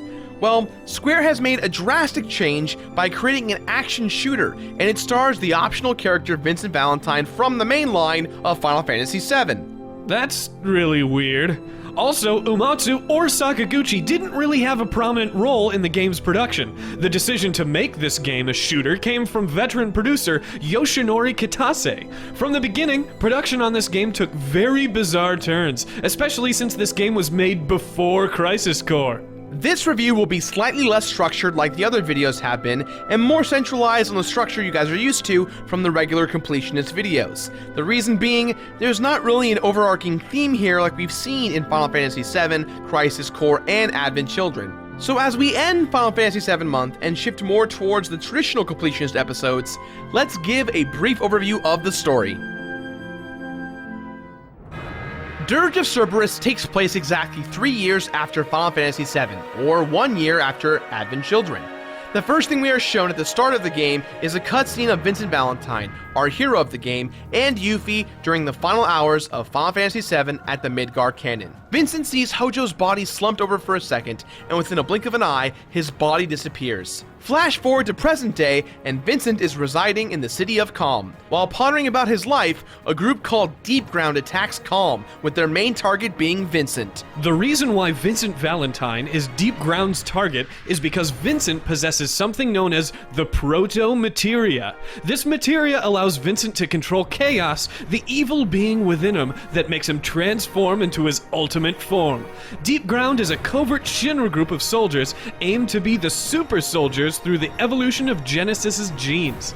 The group was inside Midgar during the last hours of Holy and Meteor battling each other, and they were crushed and sealed deep under Midgar for 3 years. The Deep Ground army is headed by the evil 5 antagonists of the game, known as the VIII.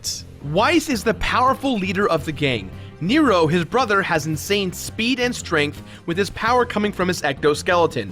Shulk is the young telekinetic girl with insane powers. Rosso is a sadist who's responsible for eventually taking the proto-materia away from Vincent. And Azul the Cerulean, a gigantic Tron-looking brute in the game. These 5 are looking to destroy the world using the proto-materia via the union of Omega and Chaos. Omega is the last remaining of the weapons from Final Fantasy VII that is still sealed away. Omega comes out only if the planet is in absolute danger, acting as a failsafe by destroying the planet and taking the lifestream with it to another planet. And the VIII, with the Deep Ground army supporting them, plan on killing millions of people with the proto-materia, awakening Omega and forcing Omega to drain the planet while they try to escape. They plan to unite it with Chaos to ensure the end of the planet. This doesn't seem to really line up with any of the story from the other Final Fantasy VII games, Gerard. What the hell happened? This all just seems so very out of place. You got that right, Greg. The game does try to use Vincent's past with Lucrezia as a way of driving the plot. And even though the story is told well, it's frustratingly slow, boring, and confusing, more so than everything else we've discussed. Reeve, the man who controlled Kate Sith... You mean Ketshi? See, this is where it gets really annoying, dude. The game calls Kate Sith, but the correct pronunciation is in fact Ketchi. This is becoming a pretty big mess. Reeve is now in charge of a group called the World Regenesis Organization, or the WRO. This group is trying to rebuild Gaia to the best of their abilities. WRO essentially is Avalanche 3.0, starring all of our old friends from the main game. But the real unfortunate part of all of this is that Vincent has to relive his past that he already got closure in at the end of Final Fantasy VII. Vincent's emotions for being an emotionless character gets the best of him constantly throughout the game, and it really throws everything off balance. And if we really want to try and pull a theme out of all of this, I'd say it's forgiveness too, or maybe it's about learning to control your extreme power from your own well-being. It's not really that important. The game tries to make it seem like it's saying something, but it never actually does. It constantly tries to pair Vincent's past with this VIII Shulk's present, with the plotline of her sister, but it just doesn't work at all. So what's our goal? Our goal is to stop the VIII and Deep Ground from killing millions of people, stopping them from awakening Omega, and also stopping them from combining Omega and Chaos together.